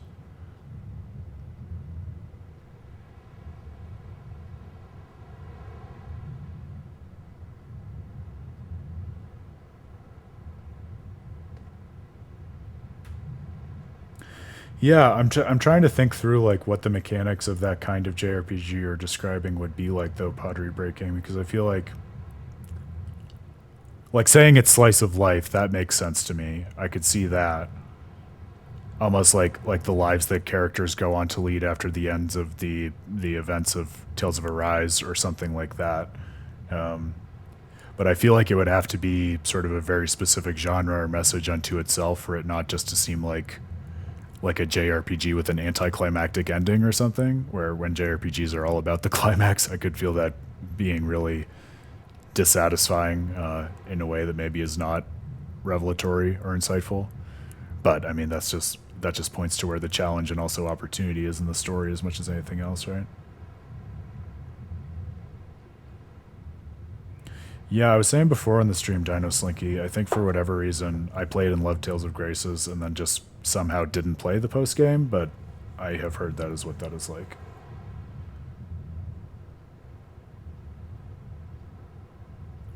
Yeah, but it's character growth of the kind that is properly sized to and represented by an epic plot, right, Pottery? I mean, that's at least how I see it. So, yeah, you might say the plot is a vehicle for it. I feel like it's more, to my ears, like a representation of the growth. So to rescale the plot without concomitantly rescaling the growth is a challenge unto itself, I think.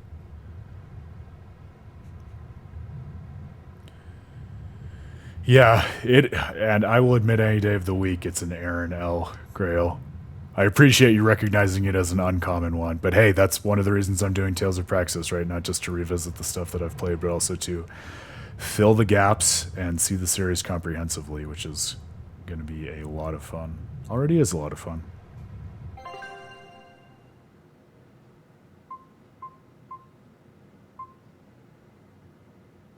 Where are we headed next? Midgand. Okay, back to Midgand.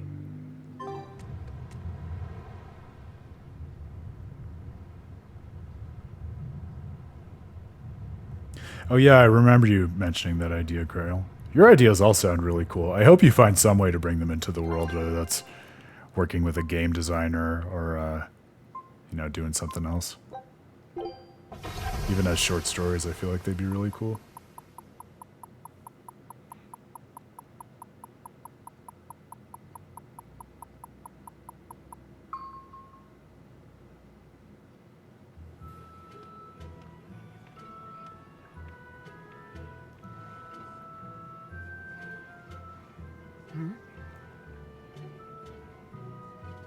The boss has given me a message for you. And thank God I went to the right place, by the way, because that was kind of a gamble even at the end of the day on my part.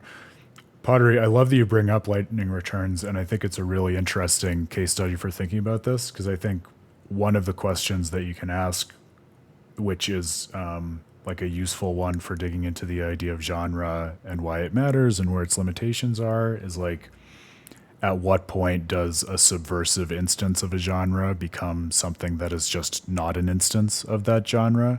For instance, and why I mention it in relation to Lightning Returns, I think we've even talked about this on the stream before, but it might have been before you started joining.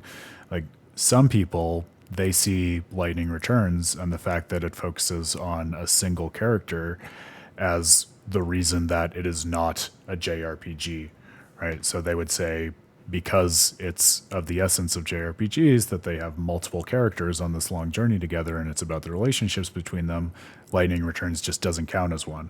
But then you could also say, like you're suggesting, well, no, it's not that it's not a JRPG, it's just that it's twisting the formula in order to comment on that formula and subvert your expectations and bring you in and lead you to take different things from it, right? So I'm not sure what my intuitions are on where the line is drawn there, but I think conceptually there probably is one, right? The difference between something being just not related to that genre, but or of the genre and contributing something different to it.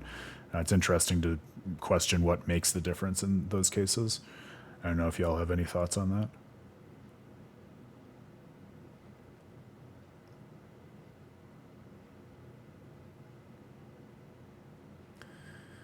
Yeah, Grail, you just got to put yourself in the right mindset and conquer the blank page, right? Like we were talking about the other time. Easier said than done, but I think seizing it at the right opportunities when you're really feeling it. Not to copy Shulk's advice, but that can be half the battle there.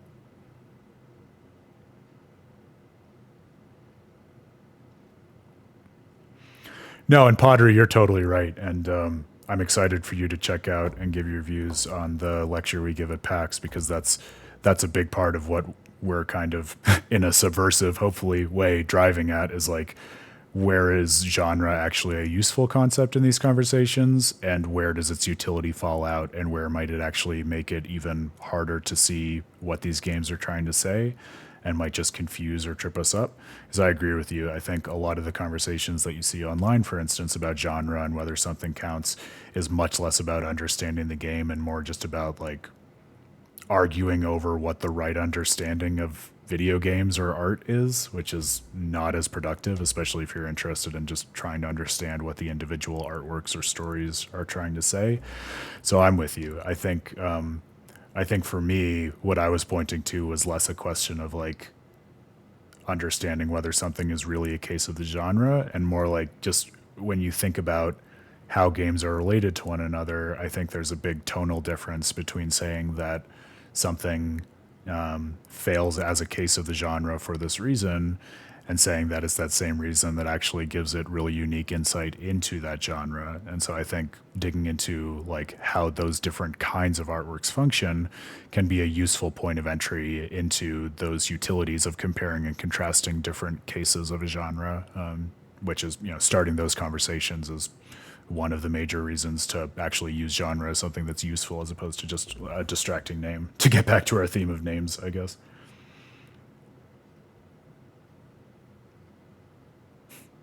Why do you think it's funny, Grail? I mean, I'll say I don't think that I share that view, although I haven't thought about it that much, but I can see where people would be coming from by staking that claim, because I do feel like the community feel of the party is something that feels pretty characteristic of a JRPG to me. Says there's some sort of nasty demon running around in the Eldina Plains, to the east of Logris. Could it be a Therion? The one you're looking for. Wasn't the Eastern Highway closed off from Logris? That was only temporary. It's back open now. It does seem like the best next place to look. If you follow the road, you'll reach Stonebury Village. There you'll find one of ours who actually saw the demon. You want to know more? That'd be a good place to start. Got it. Hey, that's the same direction I sensed. Give Tabitha our thanks. Well, welcome to philosophical analysis, Pottery, right? It sounds very high-minded, but most of it is fine-grained distinctions like that. The difference for me is that whether a hot dog is a sandwich is something of an idle question unless you really, really care about understanding sandwiches and understanding hot dogs.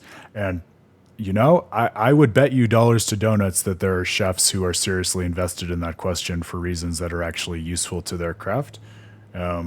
Similarly, I think my hope, at least, is when we dig into similar questions and distinction of definition in things we care about, like the stories of video games, it can actually lead us to think about them and see them in slightly different ways, even if, again, it's more of just putting towards new language for understanding those fine-grained distinctions than actually all agreeing at the end of the day of like, yes, this is what counts as a JRPG and this is what doesn't. Of course, that's not the end goal of these kinds of conversations. Or if it is, you've probably found yourself in the wrong discourse.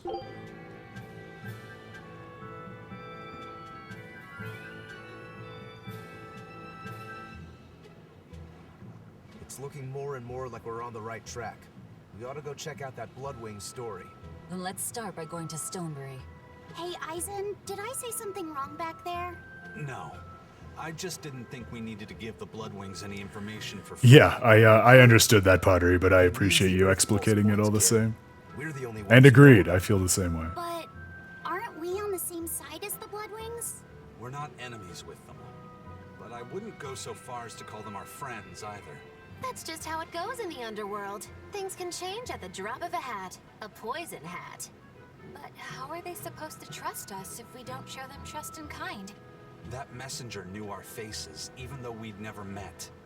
He was here waiting for us, even though we hadn't told anyone where we were going. You're right. We hardly know the first thing about them, and yet they seem to know every move we make.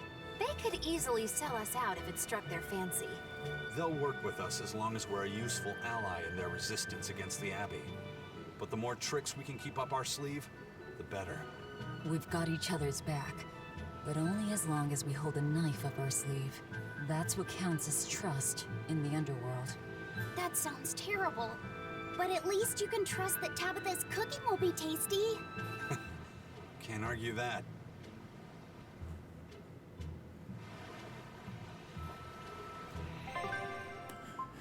Yeah, that's interesting, Pottery. So if you were to distinguish between emotional and mechanical games as genres, like what sort of characterization would you give to each of those genres, or what examples would you point to give them some color? Grail, I get where you're coming from, right? And I'm kind of half trying to understand you better and half trying to play devil's advocate, but I think the interesting question about genre, which is like, I think part of the interesting reason that it can be hard for people to even like debate genre with each other is that I think people have very different conceptions of their minds about like which aspects of a story or a medium ought to be considered as essential to a genre, which is to say, like when I'm thinking about a genre of video game in the first place, not even thinking about JRPGs yet, but any kind of genre of video game, whether it's horror or JRPG or I don't know, action adventure, first person shooter, whatever. Like, what are the specific attributes of a video game that need to be defined in a certain way in order for it to be part of that genre? Is genre mostly about characters? Is it a comment on gameplay? Is it about the shape of the plot? Is the answer different for different genres? Or is it something about the essence of just genre as a categorization and a tool for taxonomy? Like, what does it all come down to, right?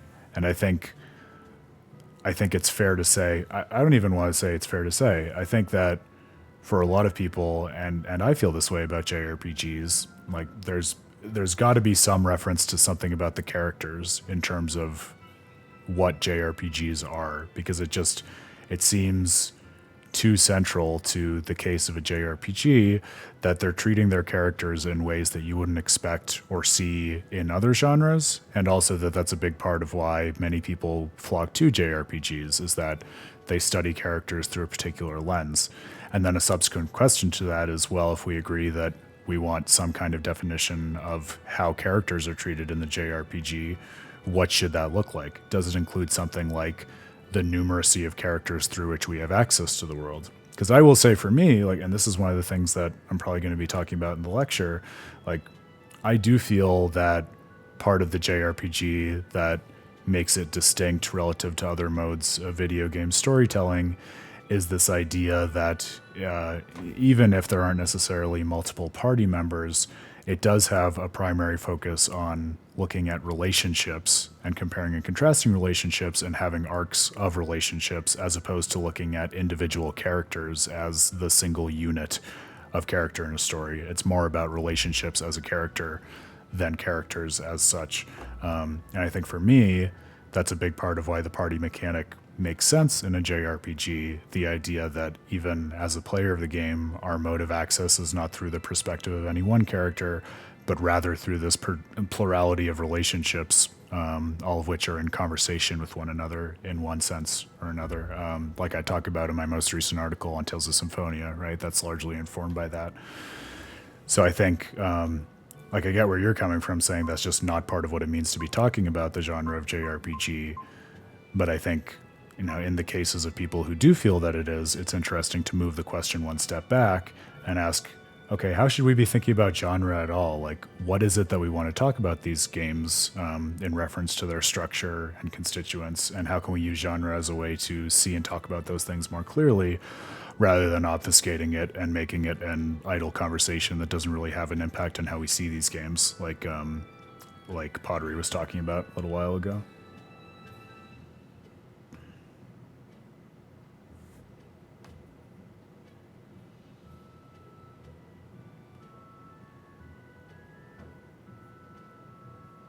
Yeah, interesting, Pottery. So you're kind of distinguishing between, like, almost like a gameplay arc and an arc to the emotional cadence or experience that you go through as a player, it sounds like.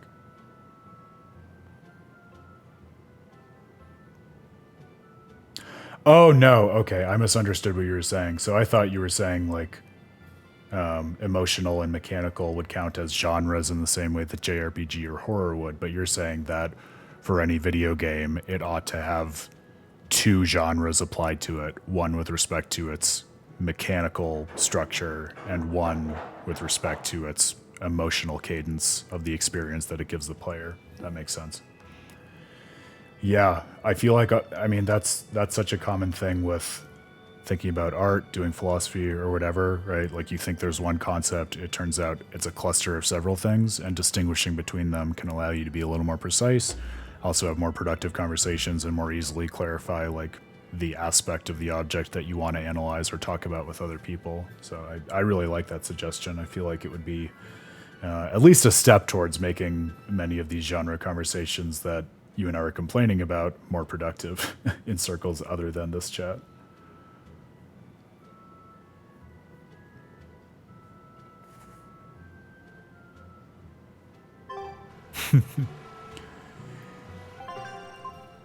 Yeah, Grail, the other thing that some literary critics, like, I think this is attributed to Wayne Booth initially, that they talk about is the idea of, like, an idealized reader, where, like, a book, in terms of how its text is structured, implies a certain kind of reader with a certain background and understanding who is going to react to things in certain ways.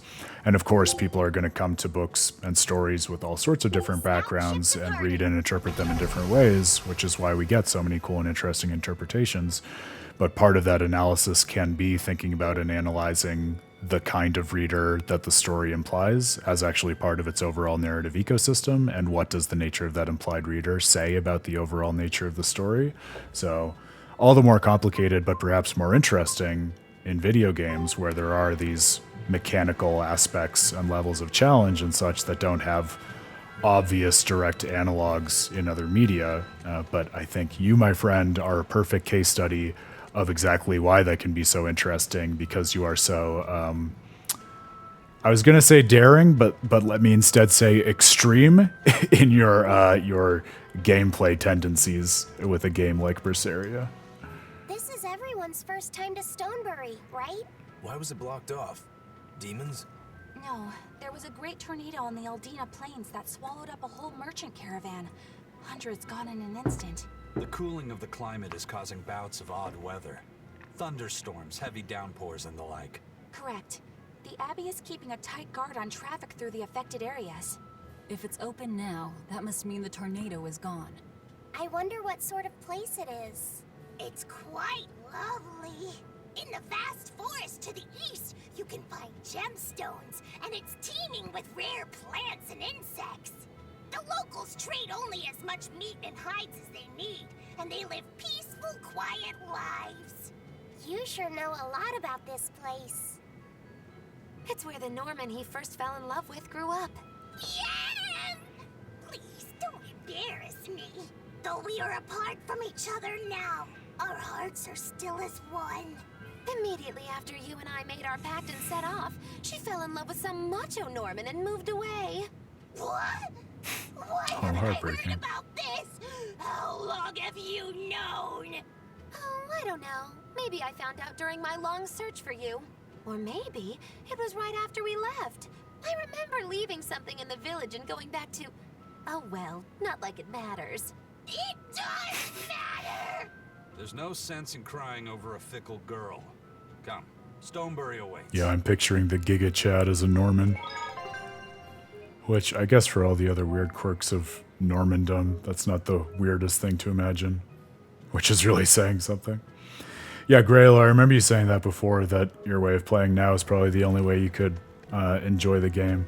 And I do feel like even that is telling, because I think, like we've talked about before and we're continuing to see unfold in the story, so much of it has to do with the value of emotion and really like letting yourself feel and struggle with things. So, I don't know. I mean, I think it's, in some ways, it's a very particular to you experience to be forcing such challenge on yourself. On the other hand, I feel like it does say something that illuminates the game more broadly in terms of you get more out of it perhaps, or resonate with it to the extent that in one way or another you're able to elicit in yourself some of the feelings of struggle and emotional cadence that the characters are going through along their arcs. You want to give yourself, I think, in most story-oriented games, put yourself in a position to be open to whatever kind of emotional and intellectual and just character arc that the game wants you to go through. Because it's not just the characters in your party going through that arc, right? In any game, you're involved as the player, you're making decisions, you're reflecting on things, and you too, going from your understanding and relationship with the world at the outset to the way you feel in relation in which you stand to it at the end, you go through an arc too, which is not the same as nor reducible to that of your avatar or the perspective character or whatever you want to call it. So I think the more you can start to ask about those questions, I know in fact, you can start to get more out of the games and just your relationships with them. Because it doesn't have to be the same every time either, right? I think that's a big part of, as we've been talking about, why people go back to the Tales games. You stand in different relationships to them on subsequent playthroughs, and when you go back to them at different points in your life and everything else. The Eastern Plain is finally open for travel. I hear that the people of Stonebury are alive and well. My husband and I can breathe a sigh of relief. I wasn't worried about him at all. He talks tough, but Stubborn professional. What a name. I don't know who we're talking about. It's his apprentice. What kind of apprentice? My husband's an architect. Even the royal family and the Abbey commission his work. He's been at the docks here on a job. He just finished and we're about to return to Logris. These people don't care about all that. Why did your apprentice go to Stonebury? He's young and talented, but a bit eccentric. He said he wanted to help create a new town, so he set off to the frontier. A craftsman has to focus on his work. Creating a new town. Ha! He should know his place. But my husband didn't disown him. That boy's fearlessness reminds me of my husband when he was young. So you understand how he feels then? I didn't say that. If he thinks he has the talent, he's free to do as he likes. But if he doesn't follow through with it to the end, I'll be done with him. Did you hear that? He thinks the boy can do it. If you ever find yourself in Stonebury, go visit that boy's workshop. Right, I'll do that. I mean, we absolutely have Sorry to about now. my husband. He can be a real grump. Don't worry about it. I'm pretty used to people like that. Hey, what's that supposed to mean?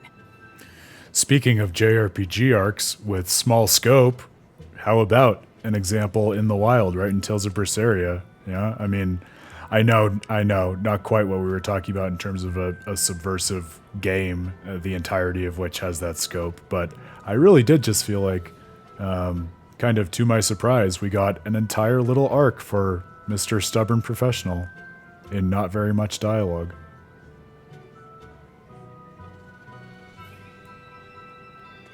Those are the sorts of little interactions that make me happy when I stop to pay attention to the exclamation points in this one, because I do feel like when you hit the town conversations just right, they can be like little succinct short stories that don't have to tie into anything else directly, but they do flesh out the world, and they are oftentimes sufficiently self-contained that they just let your mind stretch a slightly different muscle in terms of the sort of focus you apply to them and how you think about them versus how you think about the long sweeping arcs of the broader JRPG.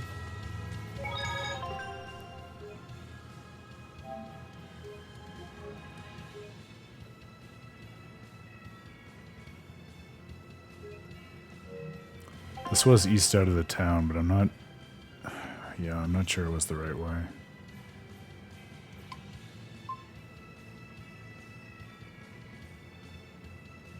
Oh yeah, looks like we want to go out that way, if anything. Alright, back to town.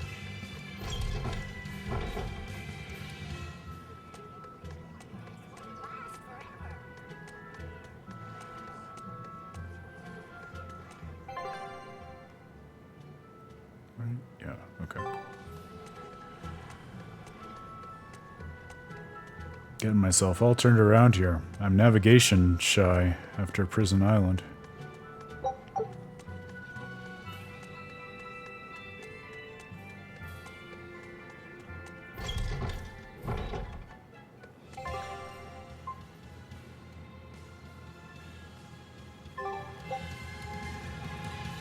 Oh, damn. Can I restock on those bottles here, actually? That would help us move around.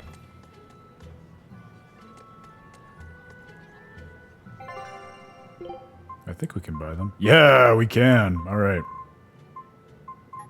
Please.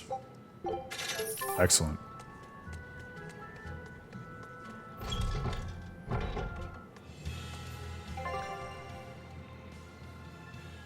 That's right. I got turned around because they kept saying the path was east of Logris, and I keep forgetting they bring us in at a port town, Port Zexon, as opposed to Logris. So we weren't in the place to the which of our destination is east.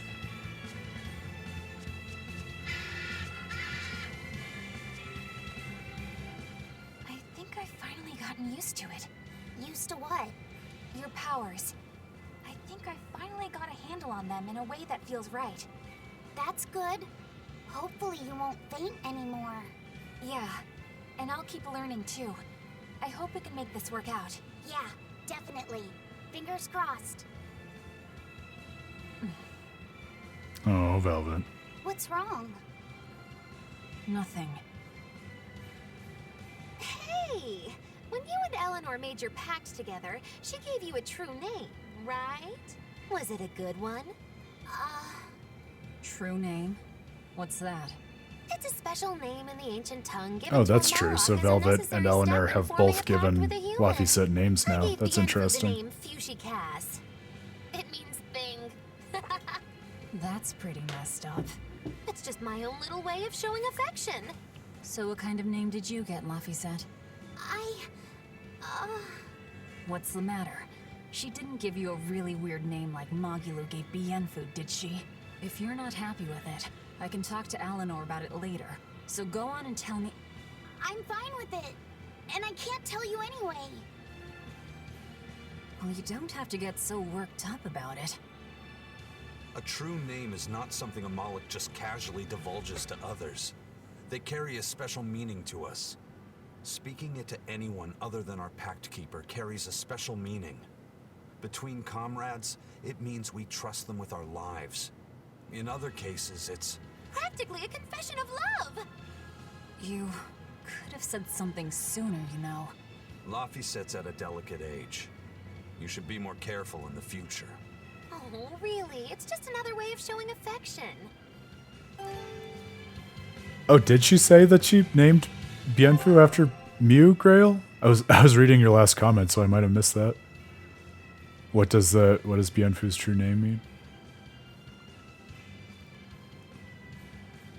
Yeah, I was thinking about your comment on the world structure, and I was thinking, is there a way to pull up the world map from here?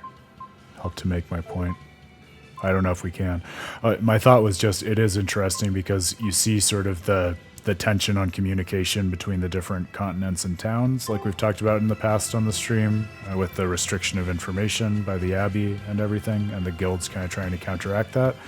But I think the corollary of that also makes the design really interesting and cool for the world structure, at least in my experience of it, is it does lend itself to the feeling that each of the various continents or island clusters or whatever you want to call it are very much kind of their own little miniature overworlds. So it's nice to me, I think, and conducive to what the game is talking about, that it feels like it has several different overworlds that are connected as opposed to one supermassive one like you get in Zestiria. Oh, thing. There you go. Thank you. Yes, this was what I was gesturing at with my words a moment ago. But thank you, Grail. Yeah, so see, I mean, each of these, it's like, it's a whole little network constituting its own, what I would call an overworld. An overworld of overworlds.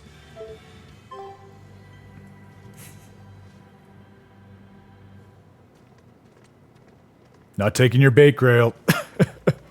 It's Friday night, but I'm not taking that bait.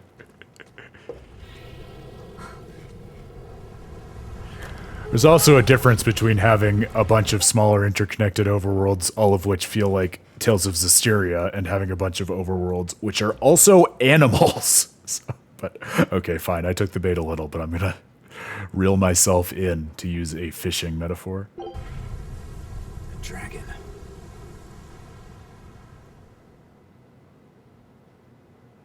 That's gotta be the demon Tabitha wanted us to know about. Got another dragon reference.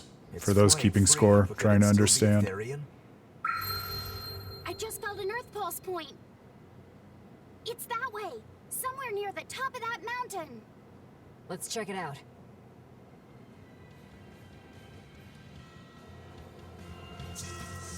Maybe this Therion hunt then will tee up some more context on how the world understands dragons more broadly. Don't waste my time.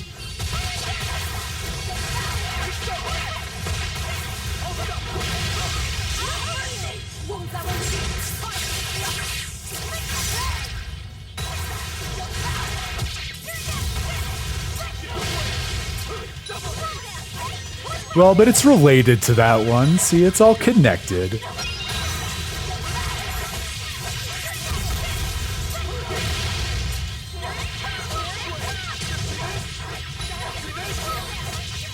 And also, while there may not be a huge number of dragons in Zestiria, they're all pretty intensely meaningful dragons. They don't waste time with a lot of dragons who don't contribute much to the heart of the story. Plot dragons, there you go, Dino Slinky, exactly. The scariest kind of dragon of them all. The only thing strong enough to take out plot armor is a plot dragon.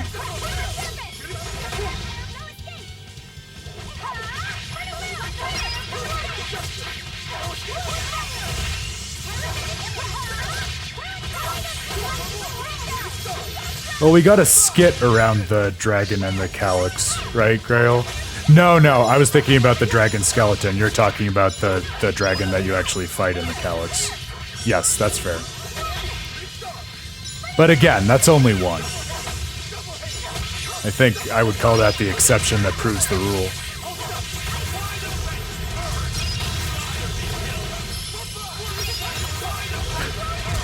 Yeah, I'll bet you're probably right about that in terms of the resources for rendering background dragons, Dino Slinky.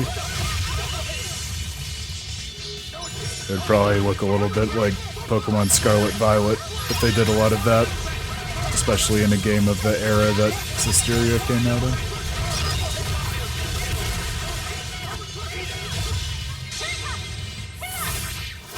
Oh, Eleanor stole Eisen's Mystic Art window.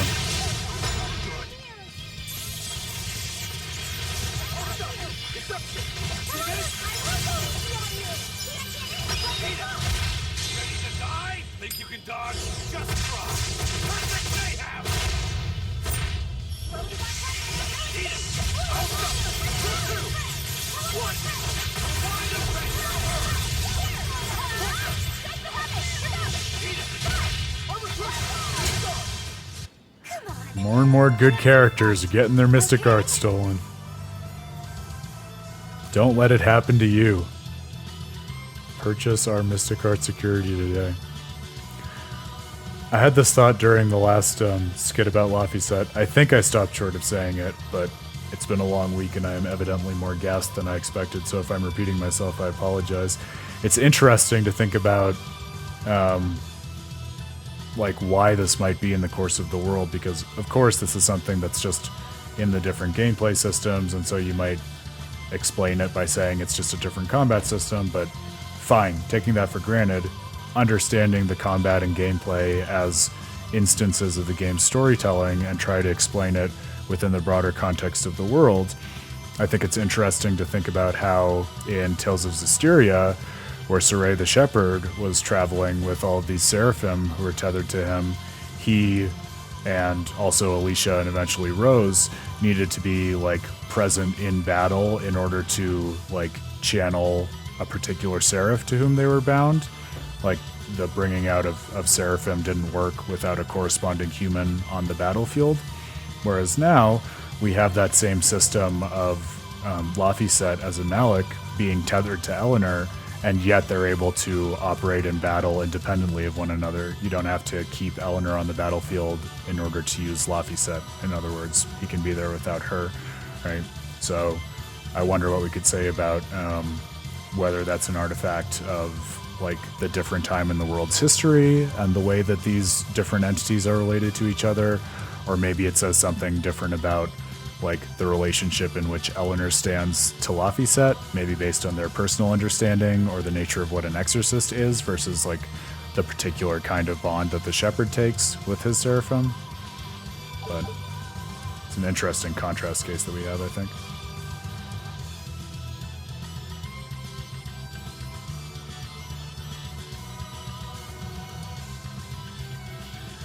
Yeah, that's an interesting thought, Dino Slinky. The yeah, the Scarlet, I think it is called the Scarlet Knight. Because that we still haven't really had that explained fully at this point in the story, so I think it's a little bit of an open question. I think the most we've gotten is that it seems to have increased like the resonance of people, which, at least as best I understand it at this point, has more to do with their capacity to like perceive and interact with Malakim, like knowing that they're there and being able to talk to them and see them and whatnot. It's a good question as to whether that would also change the nature of their bonds with them in the cases of Malakim who are actually bound to people, as is the case for exorcists. I feel like that's as good an in as we have right now, for sure.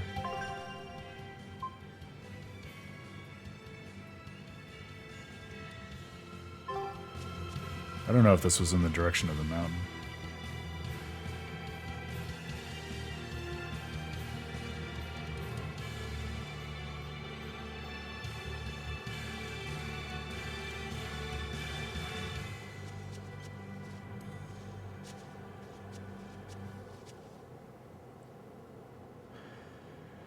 Well, the tethering, right, is a,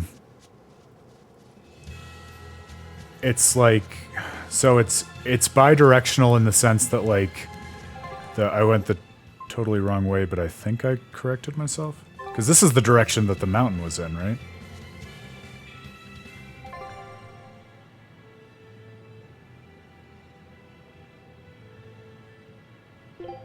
I might have turned myself around here. Yeah, I think I did. That's my bad. So the human who has tethered the Malik or the Seraph in question gets the benefit of being able to like use and channel the Seraph or Malik's powers, right? I mean, that's the whole reason that the exorcists are using them here. They're using them as objects. Whereas, yeah, okay, this is on the right path, I think. Oh, and I think we wrap around. Yes, okay. God, the maps in these areas are convoluted. I'm putting a flag in the ground to say that. I don't think it's just me. But the Seraphim and the Malakim, what they get out of it is like a pure vessel to prevent them from being corrupted by malevolence, right? Because remember, that was the whole reason, for instance, that Dezel was taking advantage of Rose in Zestiria. That was how Laphicet ended up tethered to Eleanor in the first place here, was that when, like, after the confrontation with Artorias, he was so, like, tuckered out in the Earth Pulse that he was at risk of, like, turning into a demon from malevolence. So it kind of, it grounds them to the purity that allows them to be Malakim and Seraphim rather than transmuting into demons and Hellions. Right?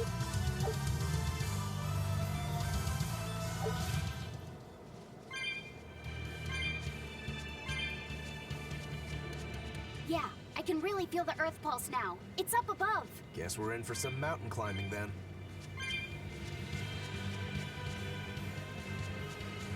It would be interesting then. I'm so glad I found the path. That was really grinding my gears.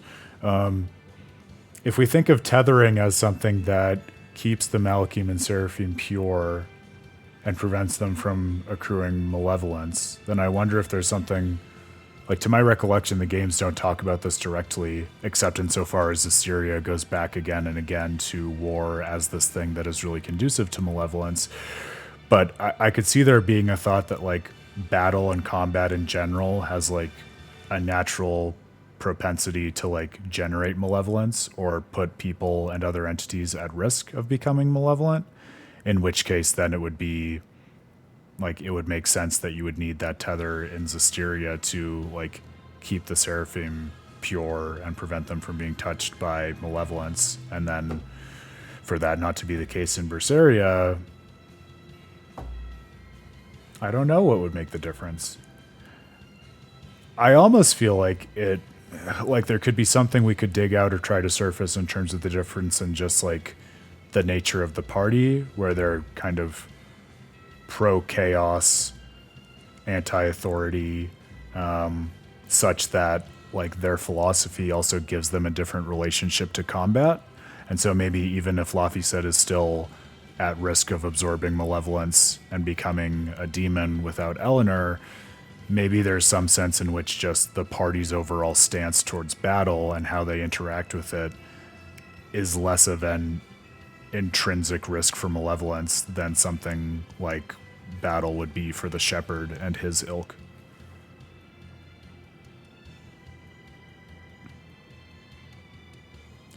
Well, and that's why it's important, Padre, that the vessel is pure, right? Which was like the constant struggle and anxiety towards Saray and Rose in Zestiria. Was they had to stay pure for their Seraphim as much as themselves, right? But agreed. I don't remember them talking that much about the explanation of why humans. I kind of just assumed that because humans were, like, of the corporeal world and the Seraphim kind of weren't, they were more spiritually based, that in order for the Seraphim to be grounded in that material world and be able to safely navigate it, they kind of needed a host who was of the same substance of that world, if that makes sense.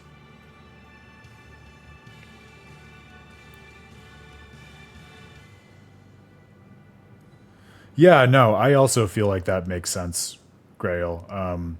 Especially knowing as we do that Eisen ultimately becomes a dragon.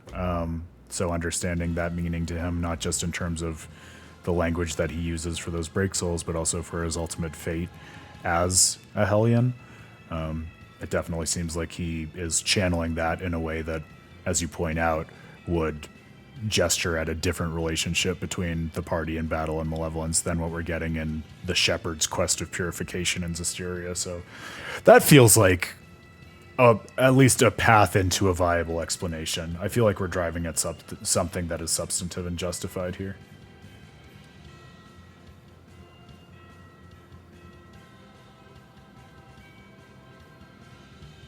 Yeah, they for sure are Padre, and that's why I was bringing it up in the first place. The fact that, like, unlike the tethering in Zestiria that requires, like, the human who is the tether to also be in battle alongside the seraph, here we have a system where, like, Laphicet can be in battle independently of Eleanor, which is a difference because he's also tethered to her in the way that the Seraphim were in Zestiria, but the representation of that in battle is different. Whereas with Eisen, yes, true, he is tethered. He also brings his coin into battle, though, so we at least can't see the distinction as well, right? But yes, they are tethered. It just seems like, I think probably best explanation available, because they have a different relationship with battle and what it means to them as a group. They don't need to rely on the presence of their tether to keep them grounded and formally collected in battle here in the way that the Seraphim are apparently looking to the tether in Tales of Zestiria combat.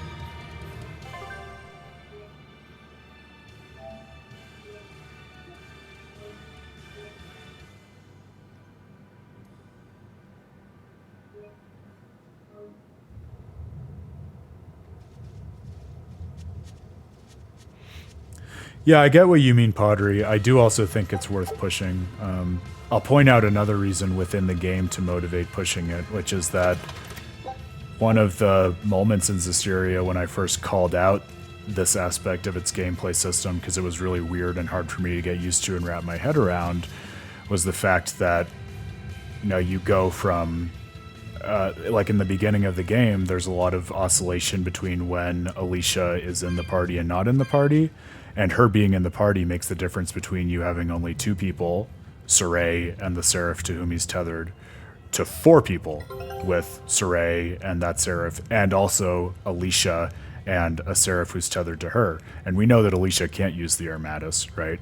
So I understand what you're saying, where, like, the motivation for the gameplay design might have been centered on the Armatus, but in terms of how the gameplay and those systems interact with the rest of the world and the fiction as an overall, like, unit and cohesive world, there's a clear sense in which, like, that system in Zestiria is not purely applicable to the Armatus, which I think invites the kind of analysis that we've been doing for the last little while here. Take a look at this.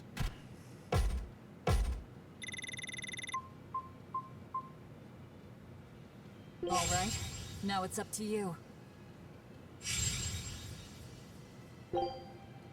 Show 'em how I freed Yeah, it's certainly not one of the games that goes into the meaning of death and battle explicitly, right, Padre? But I do think, honestly, for the reasons we're talking about, as much as anything else, like their ability to be revived through life bottles and the meaning that they ascribe to death in other cases throughout the game, it certainly strikes me intuitively and based on the evidence we have as the sort of game in which, like, in death battle is not the same thing as actually dying. It's more being knocked out or something. Further buttressed by the fact that I think with pretty much every enemy that is actually killed in Zestiria, especially, where killing is, like, something that is hard and significant and different than purifying someone, like, those deaths don't happen in battle. They're sequences that we see, like Rose killing Cardinal Fortin after the battle has concluded. So it's conceptually separate from defeat in battle. Or the reduction to 0 HP, or however you want to put it. This is the Earth Pulse point I've been feeling. No Therion and no barrier. I must have gotten it wrong again. I wouldn't be so sure of that. That dragon could well have broken its barrier. Or it might have been too powerful for the Abbey to subdue. You could be right. After all, dragons make for the strongest demons. The problem is, we don't know if it's a Therion or not. Yeah. Let's stick with the plan and head to Stonebury to gather more information. So we do have the concept of dragons as the strongest demons, which, when coupled with what we now understand Aizen and Magilu already know about the history of the world, that does seem to suggest that even if it's not the case that everyone widely knows it, it's more or less the same conception of dragon that we got from Tales of Zestiria. So I think that gives us more color to what we were talking about quite a while, Pottery. Yeah, and I also feel like we're getting dangerously close to going like deep into the metaphysics of like mind body and mind soul body relationships in Tales games, which we can do that. Hey, it's Friday night, we can fucking do that. But I almost want to say, for reasons like what Grail is talking about now, it's like we almost need to create the conceptual space for some kind of like existential state that is different than being alive or being unconscious or being dead. Like you could almost imagine it visually as like a state where one's soul has begun to leave one's body, but can still be like reclaimed if you act quickly enough. Like picture, you know, your favorite fantasy story where someone's body is on the ground and their soul is like starting to lift up and go to wherever it's going to go next, and then someone pulls it back. That kind of thing. And, you know, say what you will about that being a useful model in the Tales series more broadly. I think especially in a game where we explicitly have notions of not only different types of beings, some of which are spiritual like the Seraphim and some of which are not like humans, and then also this explicit model for how it is that beings are able to transmute into one another, and something like a human can be literally reborn into a seraph like Mikleo is. I don't take it as much of a leap at all to suppose that there might also be a model for considering, you know, what it is when a party is like in that liminal space between life and death, I guess, like not defined by either, but by the transition between them. Accordingly, can also then either be pushed to death by someone like Rose with her blade, or back to life by someone like a healer casting a resurrection spell, or the use of a life bottle.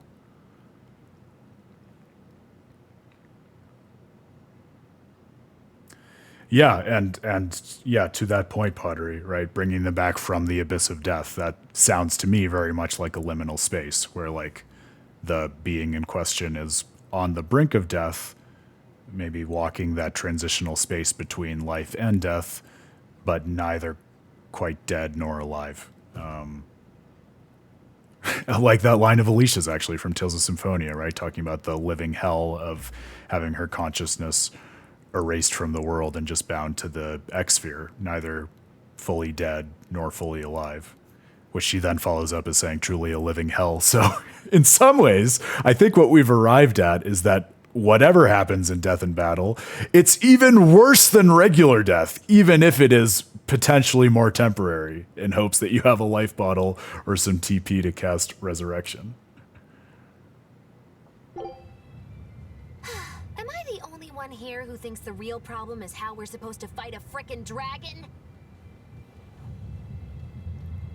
It does seem like a problem.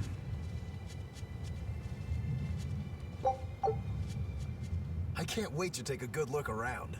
Whoa, now that's what I call a view. I agree that it's beautiful, but don't leap about so much. You'll fall. I can sense many earth pulses under this place. I figured you'd notice that. An intricate web of earth pulses crisscrosses the land under the Aldina Plains. Mountains like these would normally take tens of thousands of years to form, but these popped up in about a millennia. So the earth pulses have affected the land? Exactly.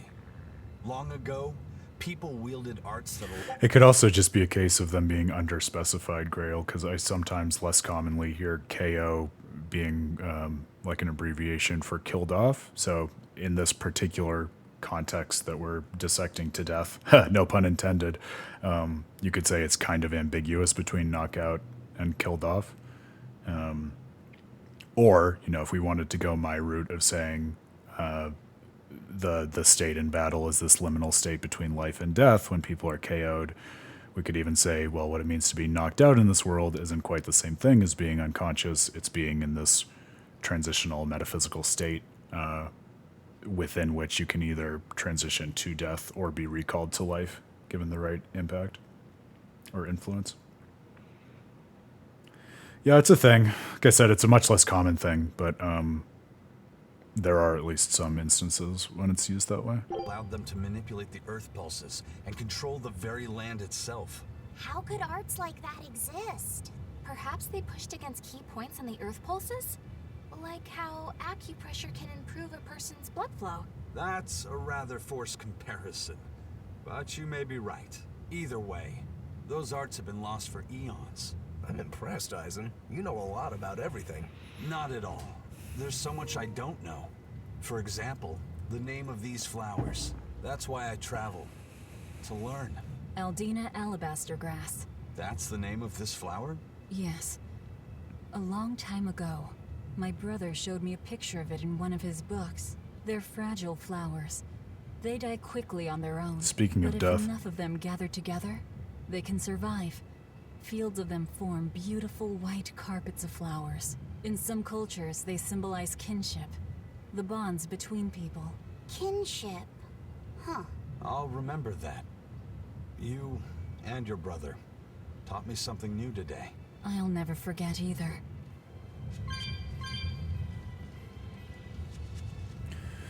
I think that's a pretty touching conversation, actually, to fold into exactly what we were just talking about, the idea that there are these fragile flowers that teeter on death and yet are able to survive based on, like, the tenuous unity of large groups of them. I mean, obviously that points to the dynamics between the characters we have in our party here.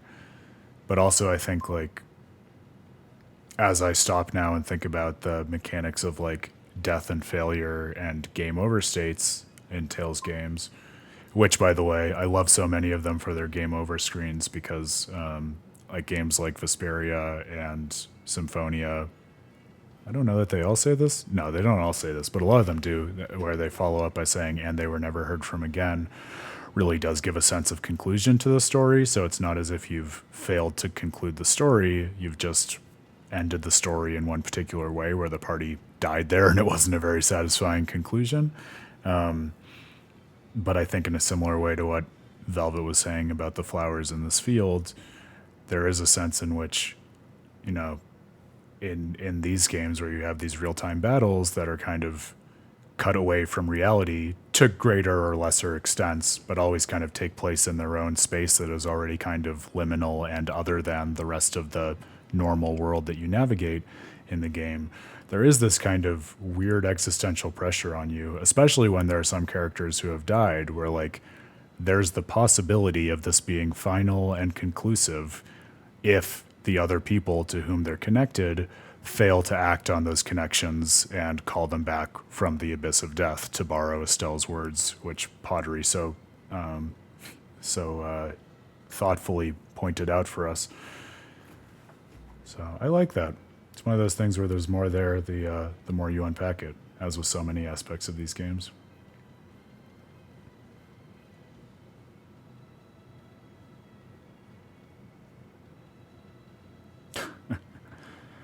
The Dark Souls of X is the name of a lecture I gave once, Grail. So these questions are near and dear to my heart, but also that way because dealing in them in the wrong way can be such a source of frustration. So I think we have a chance to rectify things, which is why we're doing something like this.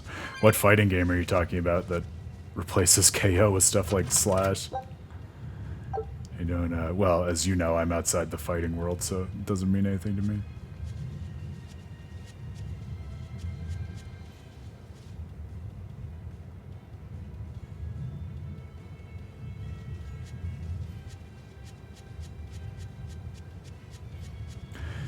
Yep, Vesperia has so many great endgame touches like that, Grail. I love that one.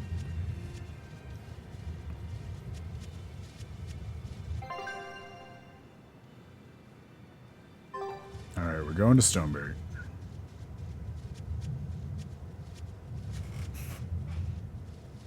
Ah, interesting. Destroyed in all caps, that's pretty cool.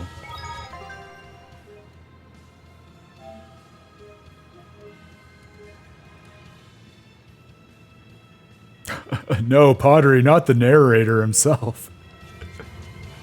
That would be too final. There's no way to come back from that kind of game over.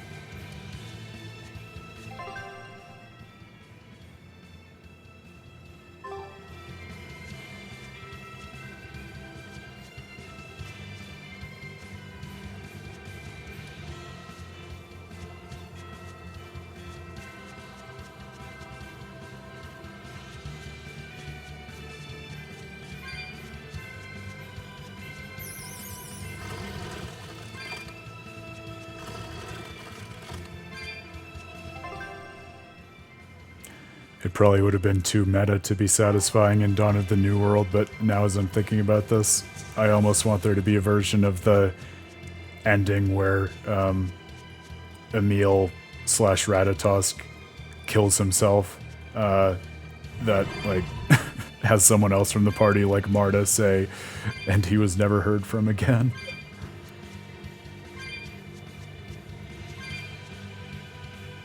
But I guess they kind of strike a similar fail state epilogue tone with the diary entry from Marta to him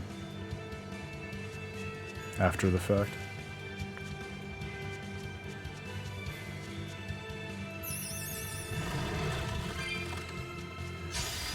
I mean, Grail, I'll put it this way. If you sound like a boomer, I'll be the last person to disagree with you.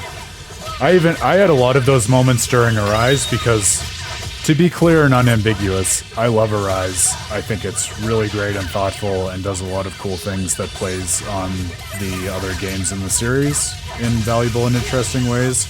But, especially after playing so many of the other ones, little things, like especially the post-battle victory scenes and conversations, I don't think I processed my first time playing it what a loss that was because I hadn't played another one really recently.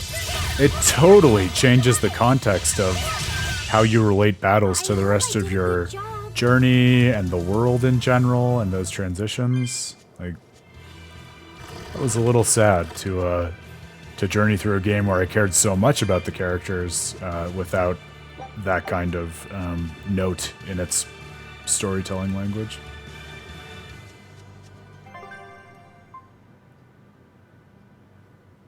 My goodness, this is a massive area that has just opened up to us. Part of me almost thinks, especially if we're only going to do one Berseria stream this coming week on Monday, maybe we should just spend it exploring some of these new places in the Class 4 zones and things like that, as opposed to pushing the story forward, only to put it down for a bit. But we'll see where we wrap up in a few minutes tonight. And then we can always make a game day call on Monday.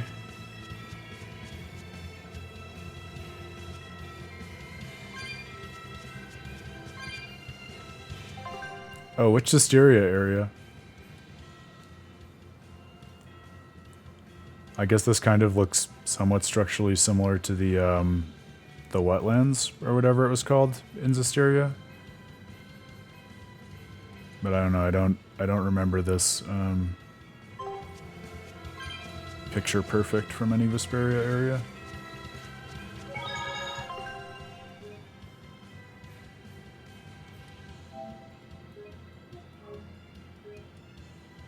That was another thing that definitely came out to me about Vesperia this time around, Pottery. And obviously, if and when we decide to stream it, we can be much more granular about this. But even the little things like, and they were never heard from again, like we've been talking about, I felt a lot more of that kind of small flourish DNA from like Symphonia and Abyss, especially in Vesperia. Especially after playing some of the more recent games like Zestiria and then going to Vesperia, it felt like more of a nice callback than I was expecting, as opposed to being off in its own universe, which I think was somewhat the way in which I experienced it the first time around.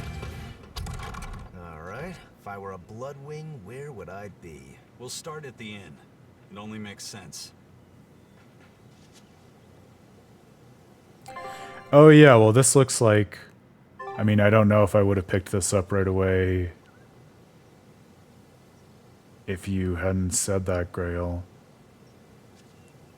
Well, actually, I'm not sure. Are you talking about now I'm not going to think of its name either, but the town with the plague that Alicia and the party visits at the beginning of the game? Or are you thinking about the town where the Pope runs off to in the mountains, where he becomes the mayor and deals his false elixir from? Marlin, thank you, Pottery. Look at you and remembering names.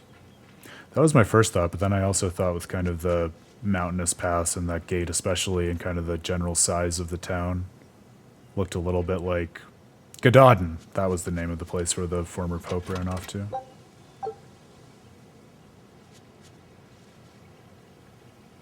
Maybe we'll get more context within the town, though.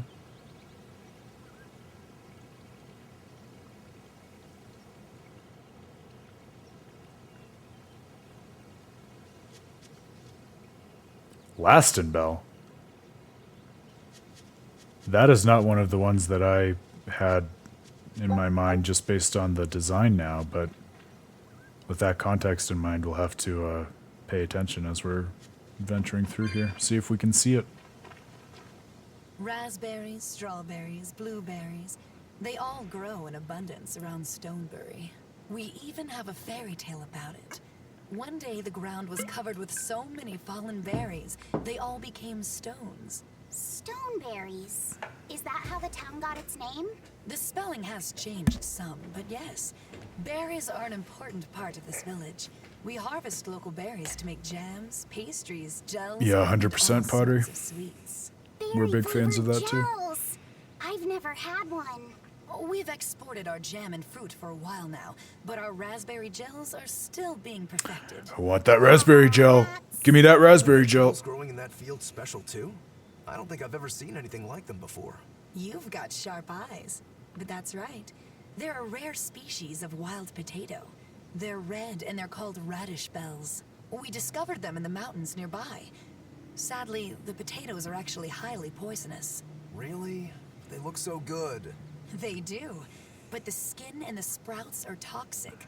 If you aren't careful when removing them, it's Poisonville. Oh, that's the name of the town. Deadly Poisonville. They're sweet, fluffy, and go great with butter. And when they're fried nice and crispy, they're the best. So just skin them and sell them. What's the problem? Yes, we've thought of that, but the way they are now, you have to peel off quite a bit before you get to the edible part. Peel one as big as your fist, and all you get for your trouble is a bit of meat the size of an egg yolk. That's why we're selectively breeding them. One day, they'll have only a thin layer of poisonous skin. Why not breed them to get rid of the poison altogether? With no poison, bugs will eat them, and they'll be more vulnerable to cold and heat. With potatoes, as with people, getting rid of everything harmful isn't always for the best. Damn. It's the whole message of the game in microcosm, in a little conversation about potatoes. Now that, I couldn't put that in terms of necessary and sufficient conditions for a clear-cut analysis or definition, but I feel like the whole little tableau of that silly skit about a vegetable representing the entirety of the game is a very, characteristic thing for a JRPG. I expect that sort of storytelling from my JRPGs.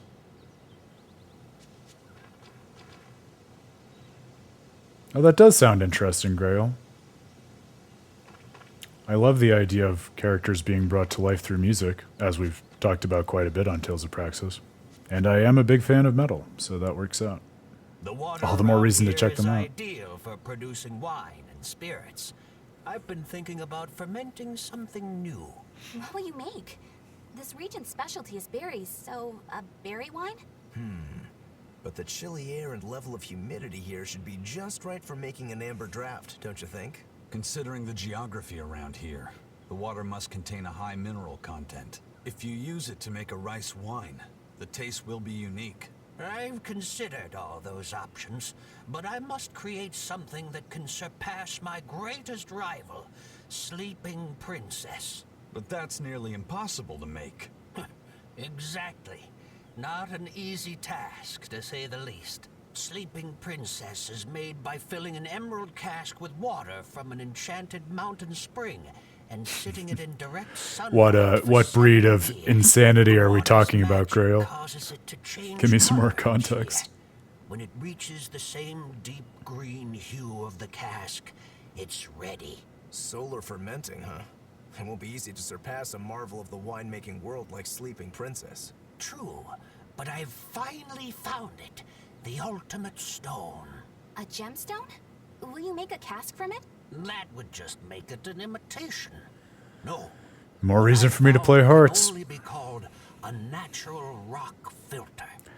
We've got a lot of good times ahead on Tales of Praxis. I think we're all aware of that. I found a stone that Too many of absorbs these fine liquids. games. I tried using it to filter a berry wine. The taste of it was unbelievably crisp and bright. It preserved the luscious richness of the berries while adding a clarity that left me breathless. Oh, that kind of insane, I sure. call it pure land wine.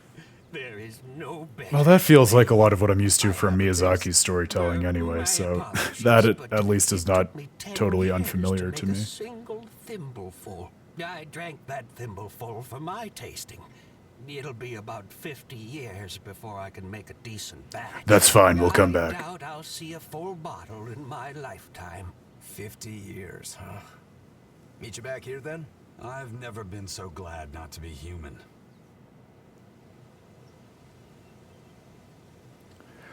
Oh, Pottery, gonna miss you. But you're basically right on time for heading out of the stream, so no worries. Inscription is one of those games that has been highly recommended and at the top of my list for quite a while, so you've only given me more reason to dig into it myself. Enjoy that. Enjoy your weekend. Game well, and we'll be back at the same time on Monday. That's what other people who know me as well as, or even better than you do, have said. Yes, they've said it's the kind of game that would give me lots to think about and lots to talk about and plenty to analyze and publish on. So, not that every game I play or story I engage with needs to be like that, but it's nice to have those games and nice to have the friends and be known in such a way that people can recognize, oh, this is a very Aaron game that he would like a lot. Actually, I was talking with someone whom I hadn't spoken to in quite a while the other day, and they said, yeah, I thought of you because I picked up Detroit Become Human on a whim, and I immediately thought, oh, this is an Aaron game. So nice to have those relationships. All right, well, Pottery, maybe I will put it on my super short list for stuff other than Tales games so that we can have occasion to chat about it. That's another reason right there in and of itself. So many blueberries! What are you gonna do with all those? Make jam? I'm going to feed them to my chickens. That way they'll lay eggs with purple yolks. What? You know that. Well, it's all relative, right, Grail? Sure will. The color of yolks change depending on what a hen eats. I mean, the master list is like 1,000,001 games and other pieces of media. So Is that why their yolks are no, but there's a really short list of things that I intend to play very soon, and Inscription is definitely on it. again, right?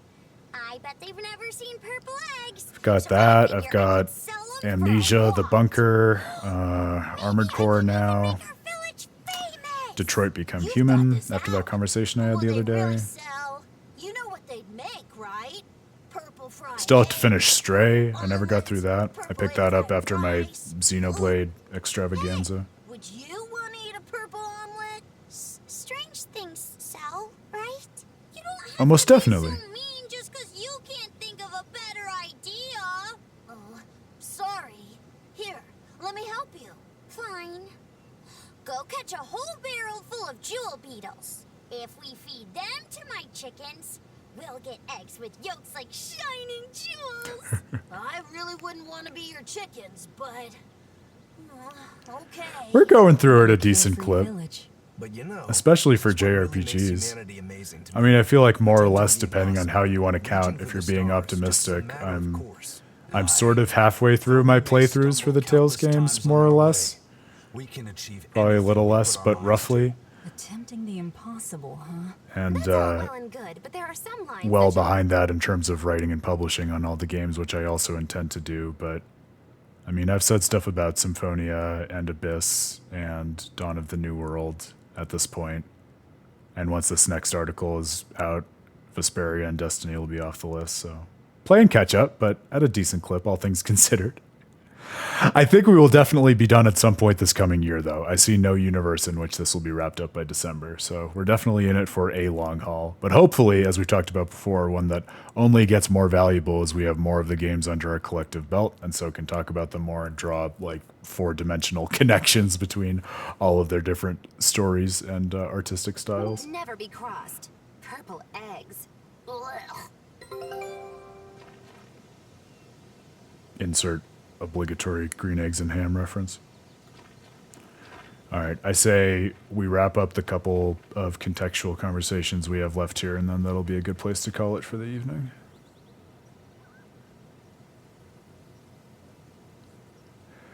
Grail, if you help me figure out how to do that, I'll do it. I will say, for the exact reason that you were saying, that was the reason that I wasn't planning to do hearts on the stream, just because I don't know about the actual mechanics of streaming a Vita game. But if we can figure it out and people want it, I'll do it.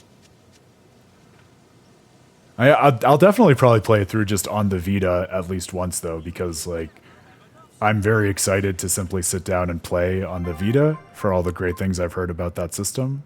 I think it'll be a joy, so I'm not going to deny myself that joy, but I would also definitely play it on stream if we could figure out a way. Show us your determination. I'm excited too. I had forgotten that Radiant Mythology was on PSP. I love my PSP.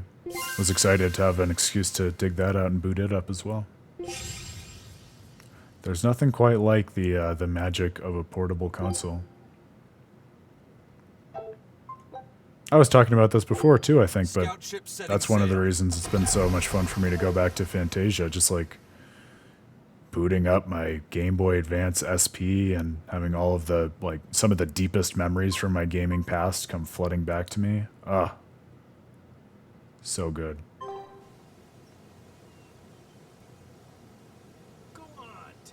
Okay, well, I'll put it on my list to explore that emulator after I find the sorts of emulation that'll give me access to the games that haven't actually been localized, because that's definitely my priority in the emulation world. Being able to play all the games, period. But this pioneer town has a lot of potential. Trees grow well here, and the lumber is of great quality. Oh, we're also close to the quarries, so stone isn't a problem. As long as the demons are contained, this country will rebuild. The need for stone and lumber will soar. Best of all, this area is quiet, has beautiful lakes, and is a perfect place for a craftsman like me to work. And why settle for anything less? I do feel that you might be a bit short-handed here. It's hard to build without manpower. You're right. We need something to attract new settlers. Maybe some sort of specialty item? Is there any fruit or vegetable that can only be found around here? There is a type of potato called the radish bell that we grow. Yeah, absolutely. Keep me in the loop for that. Quirks. If you want to attract people, you should just ring a bell. Come to Stonebury, where the money grows on trees. A bell tower, huh? That might actually work. We can even use local stones for the bell. The Stonebury Stone Belfry. It won't work. Huh? Try hitting a rock. Doesn't ring. Ah, how could I have missed that?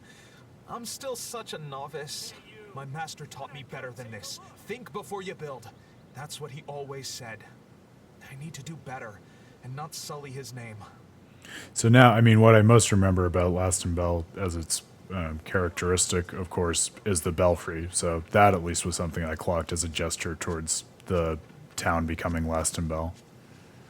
And the stonework, I guess, because of course it's a town that looks much more developed in stone than this village currently does. I don't remember. Maybe there was stuff there about agriculture too, with all of their thinking about like the development of berries and their unique crops, but I don't remember that at all. Yeah, I feel like maybe we passed some lakes further out, Grail, but I had that same thought. I did not clock a lot of lakes right around in this area either. But there might have been some a little further out. The areas are big, remember, relatively speaking. Yeah, I'm definitely down to figure out Rebirth. I also gotta just get off my butt, maybe this weekend or after PAX, and figure out the the non-localized games that do have stable versions, because if I could figure out how to sit down and play them, especially stuff like Tales of Destiny 2 while Destiny is still fresh in my head, that would be a W for me. The exploration of the outer seas is going super well. Yeah. It's all thanks to you Oh, chipping in. the payoff for the expeditions. I love it. Done all that much. Well, don't rest on your laurels just yet. Worse things happen at sea, you know. The scouting ship could always get eaten by some giant tentacled horror from the deeps. Danger's a part of the job. Besides, Ifreed's pirates are all about venturing into the unknown. I wonder what's still hidden out there for us to find. Terror Island, for one thing. Ooh. According to ancient legends, it's an island that moves across the outer seas like a ship. Really? I've never heard of an island like that.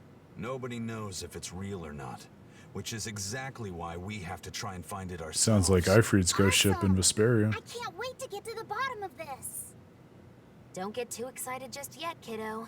It's good to have enthusiasm and all, but I bet this place is called Terror Island for a reason. Completionist after my own heart. Like Eisen said, challenging the unknown is what Ifreed's pirates do, no matter what the See, I think I'd usually play that way, Grail, but I'm too excited about seeing all the little Easter eggs just in the, like, descriptions of the islands, and so I'm kind of more interested at the moment in discovering all of them.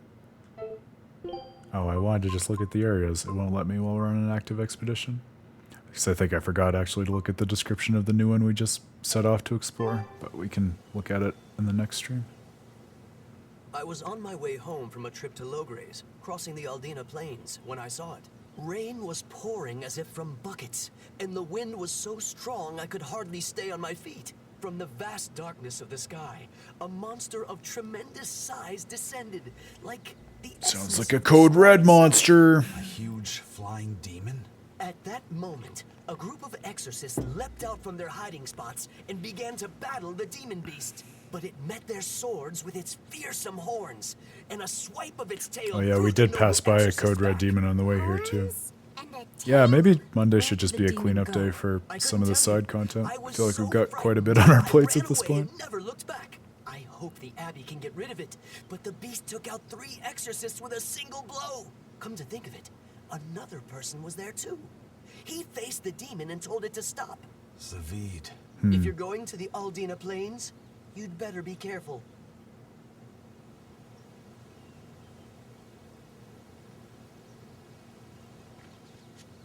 Maybe that was actually, especially with the reference to Zavid, that might have been gesturing at the dragon we're hunting as opposed to a separate Code Red hunt. Not always easy to tell the difference. Alright, I think those inquiries in town are going to be a good place to call it for the evening. Don't worry, Grail. You survived to the end. We pushed it a little later anyway. Yeah, what is it about this week? It's a sleepy week. It's been for me at least. It sounds like that's not just the case for me. But hey, maybe part of it is just the end of a fulfilling and productive summer, and feeling the transition into fall, which will be fun to mark with Labor Day and fun to mark with a lot of fun convention happenings this coming week. This has been so much fun. Grail, my friend, my main party guy whom I can count on to show up at the beginning most of the time and stay till the end. Great to see you. Pottery, delightful to see you and have you in the conversation too, my friend. Hope you enjoyed that moment in Inscription, and I hope you'll tell me what moment it was once I do get around to playing it. Dino Slinky, it was so nice to see you earlier. You're working your way to being a full stream member now, so I have no doubt that before we know it, you'll be right there at the beginning. But no, jokes aside, always a pleasure to see you, and feel free to drop in for whatever you can. And we always have the VODs on YouTube as well.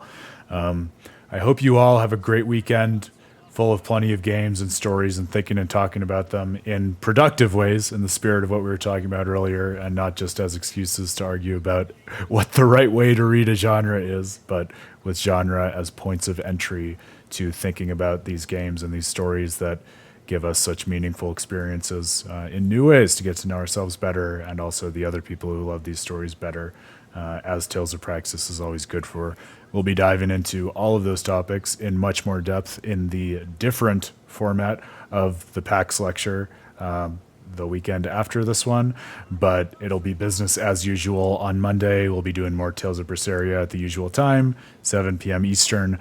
I would be shocked if I didn't have more updates to give you at that point on what the streams from PAX will look like, what else you can expect from that, and what else will be coming from With a Terrible Fate in the near future. So look forward to that. Yeah, Grail, you get some rest too, buddy.